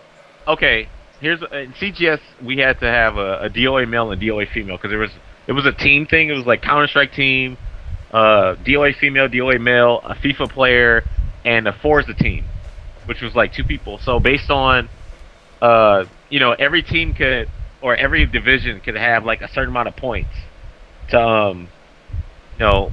Oh, somebody just said Master don't compete. He does compete. He actually just won his own major tournament for like a, you know, free trip to TFC. Like a DID had the same thing that Summer Jam had, except for they didn't have as many entrants. That's it.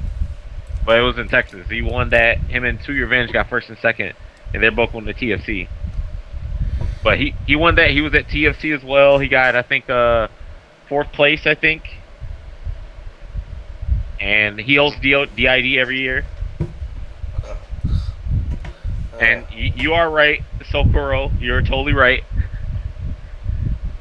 But basically, okay, in CGS, you had to have a DOA female on your team, regardless.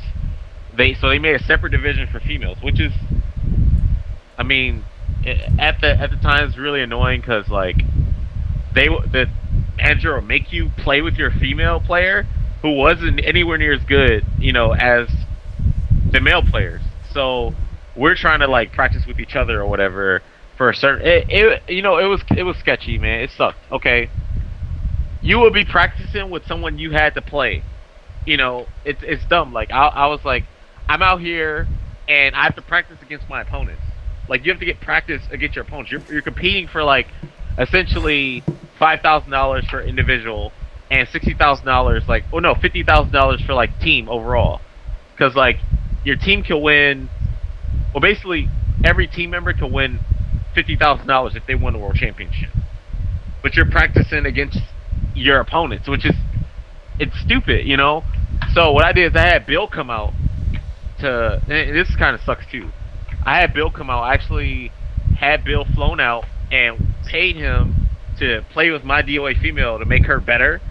But instead, Bill was like helping other people practice, like matchups and shit. I'm like, dude, what the fuck, man? Like, that was the sketchy shit. But the thing that would Master, the sketchy thing with Master is like, okay, back then he had I mean, he's not like this now. He's calmed down a lot. But back then, it was really fucked up, man. Like they had tournaments. Okay, CGI, there was an invitational. And I wasn't invited to it. No one knew about it until the weekend or the week before it was supposed to happen, right? And you already knew, like, they announced it, and it was like, yeah, DOA Master's going to be there, Kasumi-chan will be there, Sfuzi will be there, King will be there. Like, all his friends were going to be there, and that's all he had to play. He had to play against his friends and some girls, right? And some people who never played the game before, and he won an easy $10,000, right? Yeah. Then the next invitational, like, because a lot of people be like thinking like, oh, sometimes I'm actually still bitter about this. And I'm like, damn, this is fucking easy ass money, and I was by far the best player in that game. Like, you know how people give me shit about not traveling or whatever. Yeah. In that game, I traveled everywhere. I was the first person to travel. I was like, fuck that. I'm going to every tournament. I went to the East Coast. Went to every tournament on the East Coast. I went to Texas just to play him. He didn't even show up to his own tournament. Like, I held all of my old events. I went to Chicago and played. I went to every fucking major tournament, you know, and I won EVO. I won 4 tournaments back to back before I won EVO. And then Like I've never been out of top 3 in that game, ever. Like in the heyday of the how many years? That was 2006 to 2009. For 3 years, I was always in the top 3, and I won most of those tournaments. Like if you knew you were coming to a DOA tournament, you knew you'd be playing me in the finals. Every top player was like, "I'll see you in the finals." That's how it was. Now let me ask you, it's like your style of playing versus like other people. Do you play more defensively or aggressive? Honestly, everyone thinks I'm super aggressive, but I'm actually really, really lame. Like, I only played that way with Kung Lao because that was really the only way he can win. He can't, play, like, fundamentally lame because, one, for you to do that, you have to have a good whiff punisher. Kung Lao doesn't have that, so you have to create opportunities offensively. Like, that's why I'll jump at somebody and mix them up if I'm going to do a jump in or a teleport. Because if they do a uppercut or something, I can teleport behind them and punish them on whiff. Or, if they're just waiting for me to teleport, then I just land the jump in. Or I'll come in and, like, poke them. But everyone's like, no, I'm just playing like, a jackass, jumping around, doing stuff. No, that's actually the only way you can win with Kung Lao. You have to play like that. Like, I actually like playing like Cabal, where I can, like, just play patient. I don't have to take too many, risks or make any mistakes. I let you make mistakes, and that's how I play. Like, in DOA, when I really play it with Genfu, I didn't take any risks. I play, like, super defensive. I will wait for you to get to a certain range and then do something or not do something. Like, I play like that with everybody, besides, like, some characters who have to actually play aggressively. So, based on how the character has to play, I play that way. How is the international scene for it? We had World Cyber Games every year, and World Cyber Games would fly out all people from different countries to compete. So, there was, like, we had people from Canada, Japan, Korea, France, Netherlands. How do they match up compared to the American players, though? They're pretty good. Is Japan dominating or not? No. The best region for the past 10 years has always been America. Okay. Like, we've always dominated. Like, Japan has come over here. I've beaten the Japanese players. Like, Mama's beaten the Japanese players. Offbeat has beaten the Japanese players. Like, we've never lost to Japan. Really? Like, yeah, every time they come over here, we've never lost them. We never lost Korea or nobody. No European players, nothing. We've never lost to them. Because I would think, because it's kind of a little virtual fighter-esque, I guess. Yeah. And it just feels like everybody's an Akira. From looking at it. I haven't, like I said, from never playing it, just looking at it, I feel like every character plays like an Akira pretty much. Just counter and then try to lock them down. You have some characters that like zone and stuff, because DOA has a lot of different character archetypes. Like, you have like a Yane who's like a zoner, where she pokes from a distance and wants to keep you out because of course she's not so fast. So she wants to use her movement to come like in and out and whip punish you and keep you out. Then you have like somebody like Genfu who wants to either play really lame or stay in your face and apply pressure on you so you make mistakes. He can kind of play either or depending on the matchup. Then you have someone like Zach, who's like extremely rush down, where he just wants to keep applying mix-ups and stuff, doing high-lows and shit. And then you have someone like a Jan Lee, who wants to just attack you from a distance and then put you, like, control you by knocking you into stuff. And he has like a lot of moves that are safe on block that can knock you back into walls easily. And then you have like characters that are really passive, like Lei Fang, who has a lot of like sabakis and defensive parries and stuff. She does a lot of damage with her holds and stuff. So it's like, it's a lot of different characters that will fit a player's style. Like me personally, I play Jan Lee, I play Genfu, I play Helena, I play Hayate. I've been messing around with Jackie a little bit. But they all play differently. And depending on like the opponent, I will pick a character that will go against this person's style, or, you know, will counter out their style or whatever. And that was like the beauty of DOA, because it was very mental. Because outside of just the regular neutral game that you get in fighting games, when you stun someone, it's another like neutral game, because now like, okay, now I'm like, how am I going to extend this combo? What is this person's tendencies? What do they like to hold? You know, are they not going to hold and just like try to slow escape and hit me out of my throw for trying to punish them for trying to hold? It's really fun. It's really engaging. Like, you're never You're never like, okay, I'm safe. I can just do this and don't have to worry about anything. Like, it's like Killer Instinct. Killer Instinct keeps you very engaged into the match. Yeah, definitely. Like I said, just from watching it, it did seem oddly more aggressive than I thought it would be.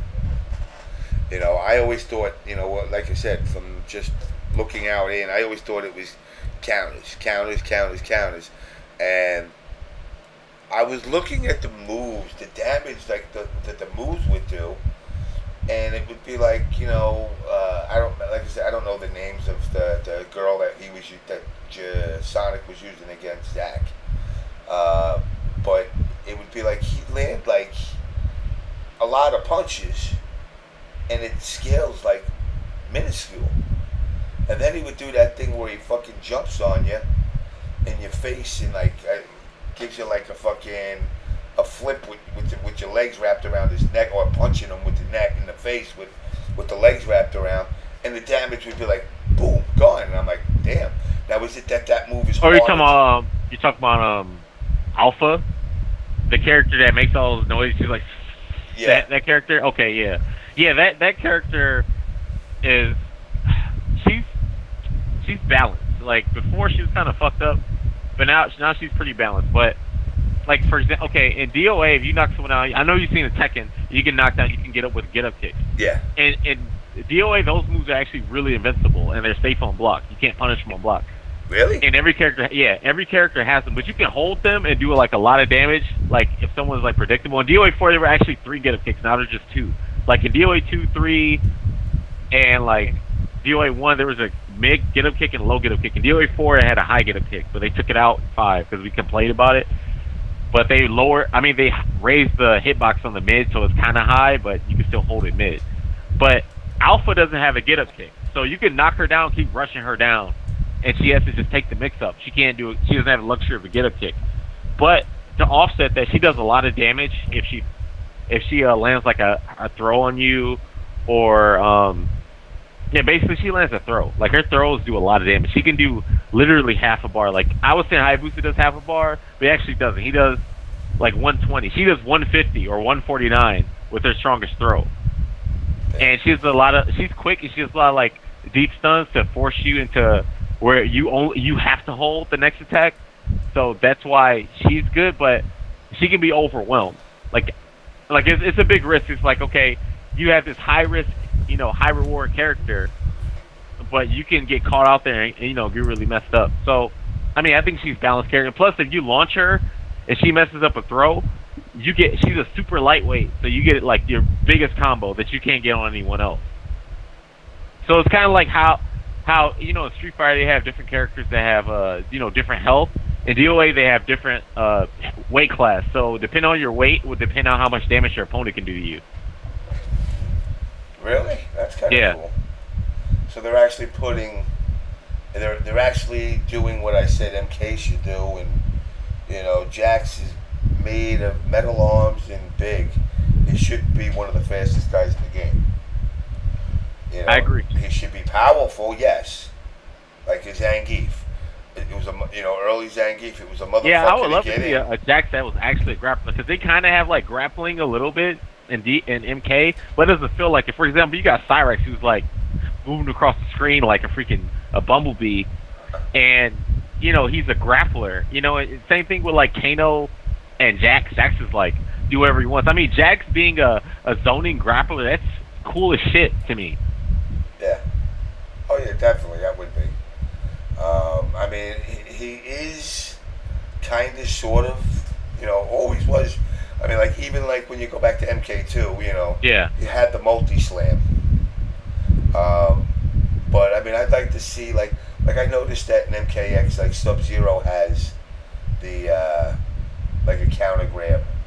Right. And I'd rather see that with somebody like Jax having something like that. And, again, certain characters should have certain moves, and he should be, especially if this is an older Jax, he should more or less have to rely on stuff like that. Obviously, you got the gotcha grab, which is kind of like a attacking way of what a counter would look like. You know, it's like you would counter something, and that's how you would actually, you know, punish somebody, is with like the gotcha grab, which should be, you know, or better yet, you know, have a move like he used to have in MK2. He used to do that over the fucking shoulder, like pop you on top of the head and make you dizzy. And then from there you can go into stuff. You know, there's a lot of stuff they could do with him as far as making him a character that could connect. You know, where he looks like somebody stuck an M80 in his ass when he shoots across the screen with the dash move, just never vibed right with me. Even back in MK3 days, you know, MK3 days, he came across the screen like a fucking jet.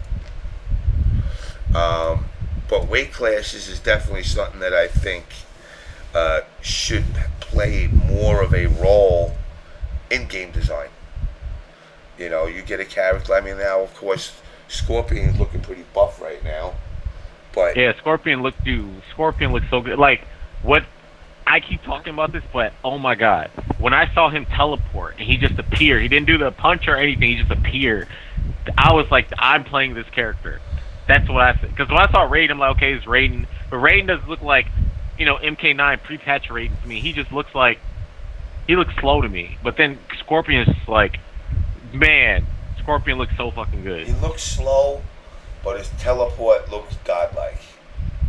That looks like I mean, double teleport. I was like, really? You could mix it double. It's basically Kung Lao without going up the screen, just going across. And I think he's going to have a lot of tools. I mean, again, we could speculate. I don't know. But he looks as if he's going to have a lot of tools. Even the orb shit, connecting them together like that, is pretty cool. You know, being able to throw some orbs around and trap a character inside those orbs without even getting them hit yet, and just using it to pin an opponent down, potentially could be great. Especially once we start seeing some overheads and shit like that, like speed of an overhead versus trapping them down.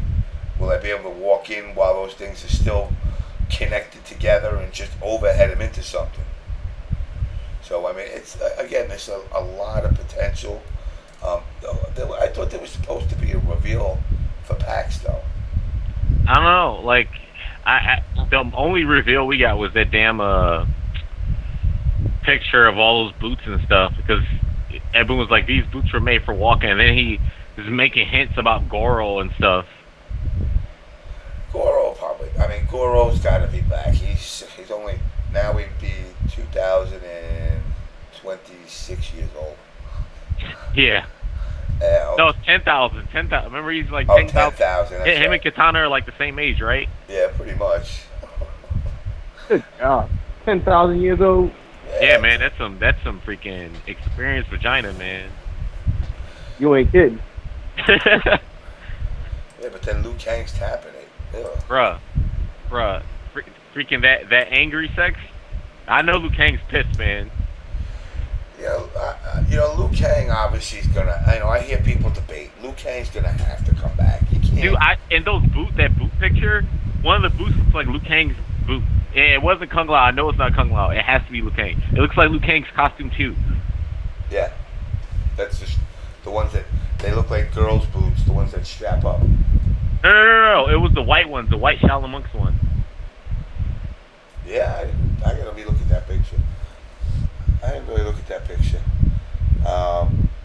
You know, I mean, Kung Lao. Dude, they have to reincarnate him, man. We can't be without a Kung Lao. That would suck. You know how many people love Kung Lao? He's like an iconic ass character. He's super iconic. You know what I really want? I want two-player tag to become viable, and to have Kung Lao and Fujin together. That would be my perfect team. Like, I'd be happy with that. Wow, Fujin? Yeah, Fujin, yeah. Did Fujin have a projectile? I forgot. He had a crossbow. Oh, okay, yeah, that's right. And that shit in 4 was crazy, because you could shoot, you could bounce it up on an angle and down on an angle, so you could have two going back and forth at the same time, and then you just fucking throw the weapon at them if they stand still. So you're either going to hit them with one of the shots, or you're gonna smack him with your fucking the gun itself, and then of course you just advance in and pick it up again. You know, plenty had the tornado lift. Right. Tornado. Do you know my dad got into a fight because I spammed that on somebody? Really? Yeah, I was like 9 years old. Well, no, I was 8 or 7. I don't know. I was 7, 8, or 9. I wasn't like 10 or anything yet. I was at my arcade, and I was in MK4. It like just came out like I think 2 weeks prior to. So I'm like, I know how to play Fujin, and I'm playing this like big white dude, right? He's like my age now, or probably he was probably like 30 or something. I don't know. But I'm like this kid, and I'm just fucking bodying this dude over and over and over with the same shit. And he was like cussing at me and shit. And then my dad comes over. He's like, "Yo, is there a problem going on?" And I was like, "No, I ain't saying nothing because I was scared, right?" So he's like, "Yeah, your fucking son is fucking little piece of shit, blah, cheater or something." My dad just fucking decked this dude, and this dude was knocked the fuck out on the floor. Me, I started crying and stuff because I was scared for no reason. And I was like, "Dude, what the fuck, man?" Daddy, I just want some milk. Let's get out of here. Hell yeah. That's fucked up. It wasn't me though, so I only did that to one kid once. I told the father I was gonna fuck him.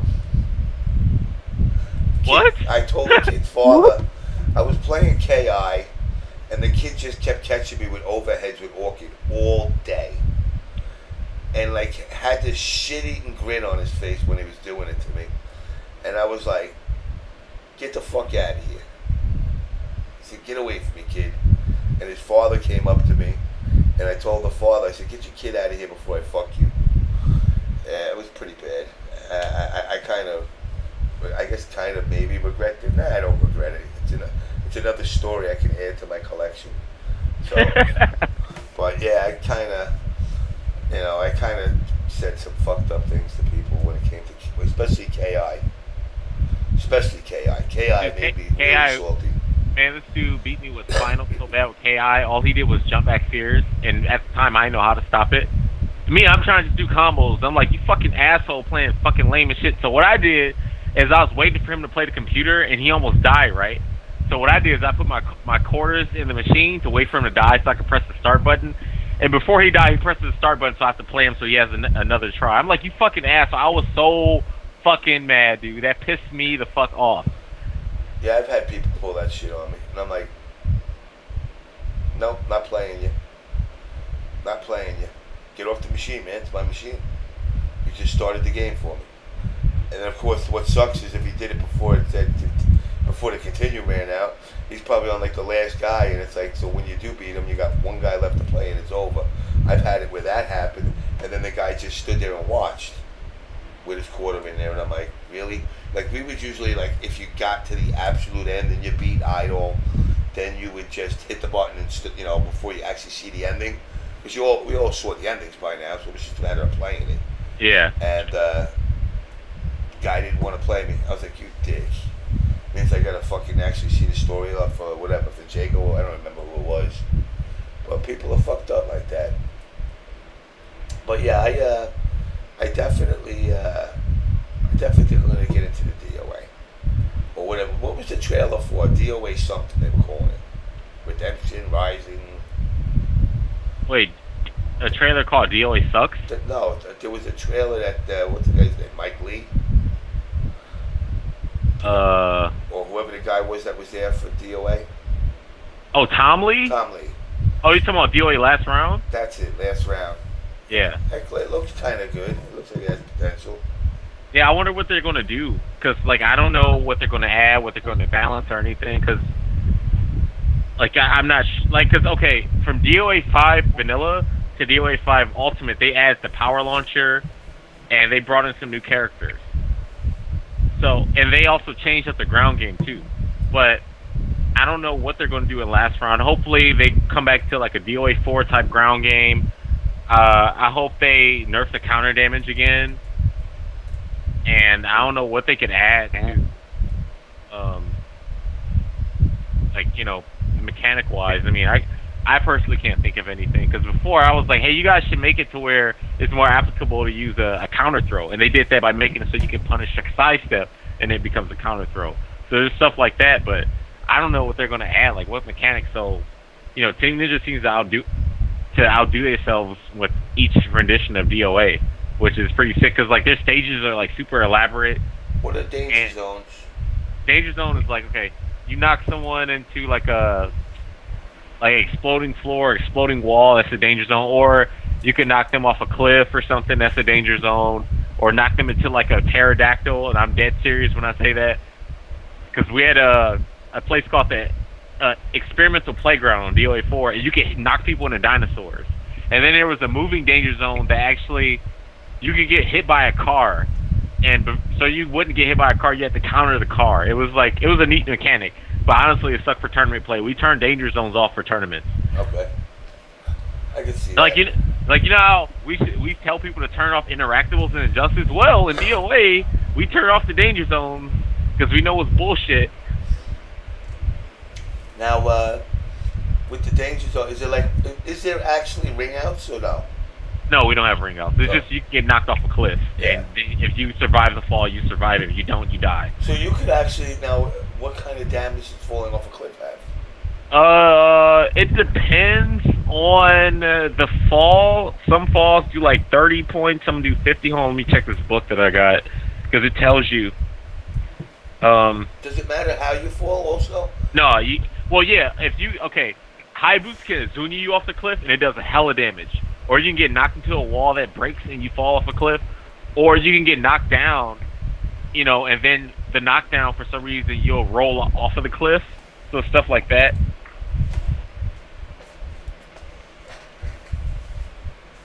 So it's like a kung fu fight, man. That's why I like DOA so much because it reminds me of like those old school kung fu movies. Yeah, I gotta sit and I gotta fuck with because you know what turned me off? Didn't they do like the DOA volleyball with all the chicks and shit? Yeah, they haven't made that shit in a while. When they did that, I was like, oh god, this is just like a chick game. Yeah, it was some perverted stuff, man. They had that. They had those commercials too. Like it was like, oh, she kicks high. Yeah, I saw that. That joke is ridiculous, man. Yeah, man, she kicks high. Okay. Yeah, I might actually give DOA 5 a try. I've actually haven't tried that game, actually, believe it or not. You probably like it because you play Caliber. So, like, it's basically the same thing. Like, on Caliber, you block something. Okay, you know what's safe and what's not. Oh, now it's my turn to attack based on with the frames of what you blocked or whatever. Because I think in Caliber, it has to be 10 frames for it to be unsafe, right? I think. I can't remember. It's got to be at least, like, depending on the move, like, generally, like, Soul Calibur 5, unless you're, like, fucking Alpha Pat that has, like, the 8-frame critical edge or whatever, generally, a move is unsafe if it's, like, minus 12. Yeah, typical AA is, like, how many frames? I forgot. It's 11 frames generally. Okay, yeah. Well, yeah, it's the same thing in DOA. Like, the fastest throw is 5 frames, so... If in DOA they always factor in that 1-frame execution, so a 5-frame throw is actually 6 frames. So you can block a 5-frame attack or attack that's minus 5, and they'll be safe. So like the opponent will have to fuzzy guard or sidestep or something if you counter poke or just block too. So it's the exact same thing. You just have to learn the matchups and stuff. Okay. And I ain't gonna lie, I actually want to try a new character. It looks interesting to me. This Neo Tengu. Yeah. I'm gonna try her out. She's good. Me and CW, dude, she's so fucking good, man. She's good as hell. Her space control is good. Her damage is good. She does the most throw damage that's non-modified. And she has good space control. She's so good. She's good as fuck. It's hard to get in on her, too. You would like her because she's fucking lame. Oh, yeah, I love that lame shit. Oh, God. But yeah, I'm probably going to call it a night, man. I'm getting kind of tired. Yeah, I hear you. I'm going to probably wrap up in a few because my ass has got to be on a train at 4 in the morning. Yeah, man, it's like 2 hours from now. Yeah, trust me, dude. That's why, like I said, my job's gotten so hectic now that I'm that stupid TV show, The View. I'm basically building a new set for them with all the voice and data and the audio visual for the camera equipment and shit. So it's like, it's been nonstop fucking to get this thing up and running so they can come in and they're just basically moving the studio from one side of the city to another. But until they get it done, I get to run around like an idiot. Plus, like I said, dealing with shit with the breast cancer in my family now again, unfortunately. That's why guys that are in the chat, go to the bottom of the screen and go donate, even if it's a couple of nickels and dimes. Every bit helps. I mean, we all know that not all the money goes to where they say, but some of it does. So some's better than none at this point. But yeah, Saltface, you're always welcome to come on. You know, like I said in the chat, in TYM, you know, you've come off as a respectful guy. You kind of give a different perspective on ATL's crowd. I mean, I've known Trey over there. Trey's always been cool, but you know, you definitely. Watching you play Harley was actually very interesting for somebody that really didn't have faith in the game that much. That other characters besides the norm can actually become viable. I don't see too many Harleys running around, especially making top 8. Yeah, the only one, man. Yeah, with just Harley. Yeah. You know, but it definitely, you know, it was great meeting you. You're always welcome to come on, man. You just hit me up. When are you going back down anyway? I'm actually probably gonna head out tomorrow morning. Actually, this morning. So probably in a couple of hours, I might be getting picked up and going back down to Atlanta.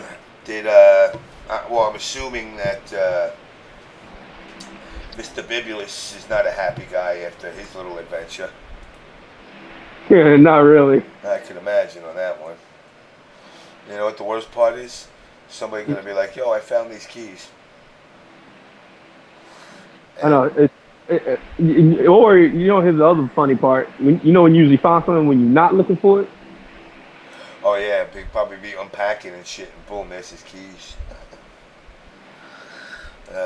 Well, he lost his keys or something? He lost his keys and had to get the ignition changed out of the car to get home. Wow. Yeah, it sucks. But, you know, him like me, we sometimes hit the source a little bit too much. Oh, shit, he's supposed to be in New York. What happened? This cocksucker, Bibulus, you cocksucker. You were supposed to call me. It's Wednesday. He said he was in New York for his birthday. Oh, shit. Oh, happy birthday, cocksucker, if you're listening. But I was supposed to take you out drinking. But yeah, man, you know, like I said, you're always welcome on the show. You definitely display qualities that I think a lot of people in TYM can kind of follow. I'm not saying just to be a leader, but just to say, like, you know, so some people can just act a little bit smarter. You know, you come to the events, you support your game. Nobody can ask for more than that. You know, I mean, that's really what it comes down to. I think your Harley, you know, it has the potential there to become a top 3, or, you know, if we kick SonicFox out of tournaments for a while, then it could even be a top 1 spot. Yeah. I'm gonna keep working towards it though, for sure. But anyway, you know, if you want to give any of those ATL shout outs, and what any of those shout outs y'all ATL folk like to do? Usually, like I always do, I mainly always give the shout outs, you know, to people, you know, the people who've always supported me, you know, basically just follow me through the, you know, since, you know, I first entered this community, you know, people that have always been by my side. I always give them the shout outs, you know, because I feel they're the ones that, you know, that inspire me and actually help me keep going, even when I doubt myself. Because there was a point, you know, after I was at EVO, I performed really bad. I can tell you that right now. I had like the worst tournament of my life at EVO. Really? How bad? Like, technically, by people I actually fought, I went 1 and 2. But the bracket, I tell you, I went 3 and 2. It's basically 2 DQs. I lost the match. I won 1, and then I lost another one. I played really bad. And, you know, I kind of fell down in the dumps for a little while afterwards. I'm like, in my head, I was like, I don't think I have what it takes. I was blaming, you know, oh, my character's bad, and I didn't look at, you know, myself. That was more me, you know, but like crap. Had a bad tournament.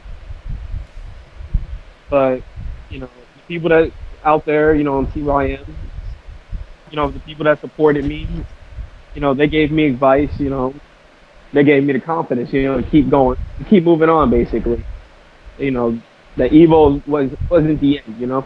Yeah. And for me at Summer Jam to come back in my very next tournament that I go to after Evo, You might dropped off. I'm about to say, for me to place top 8 again after, that felt really great. And like I said, I thank everyone that ever supported me, through everything.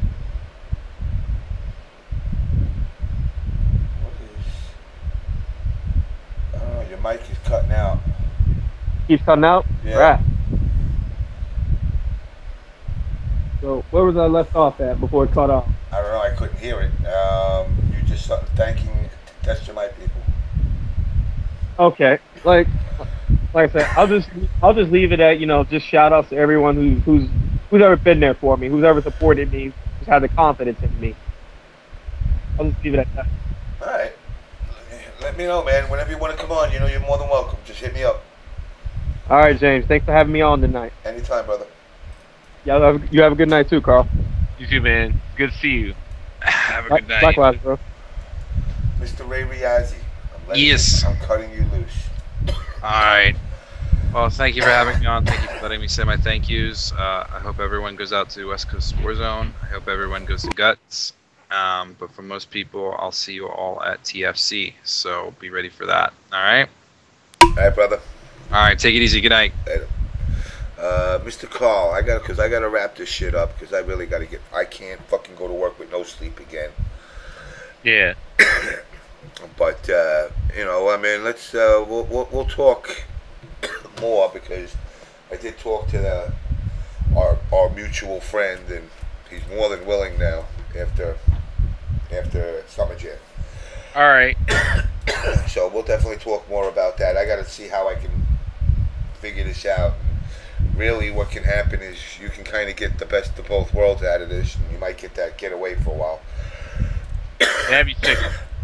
What's that? I said that would be sick. That's what I'm working on it. I got to figure out how I'm gonna do this, but we'll definitely talk more about it. All right, man. All right, guys. I do have to wrap this up. Unfortunately, my work is work, and it's just. It is what it is. I apologize again for the lackluster performances over the last 2 weeks with work and everything, and family getting sick, me hacking up lungs. Again, guys, when you go to the bottom of the screen, order a shirt, get yourself a chance to get to Japan for. Spring of 2015. If you want to order some other stuff, hit up Notifuro. Check out their clothing stuff. You got obviously follow us on Twitter, on Facebook, on YouTube, and again, guys, if you can donate a couple of bucks to the National Breast Cancer Foundation, and try to help something that's actually a good cause. And with that, guys, I am going to wrap this up. So, peace.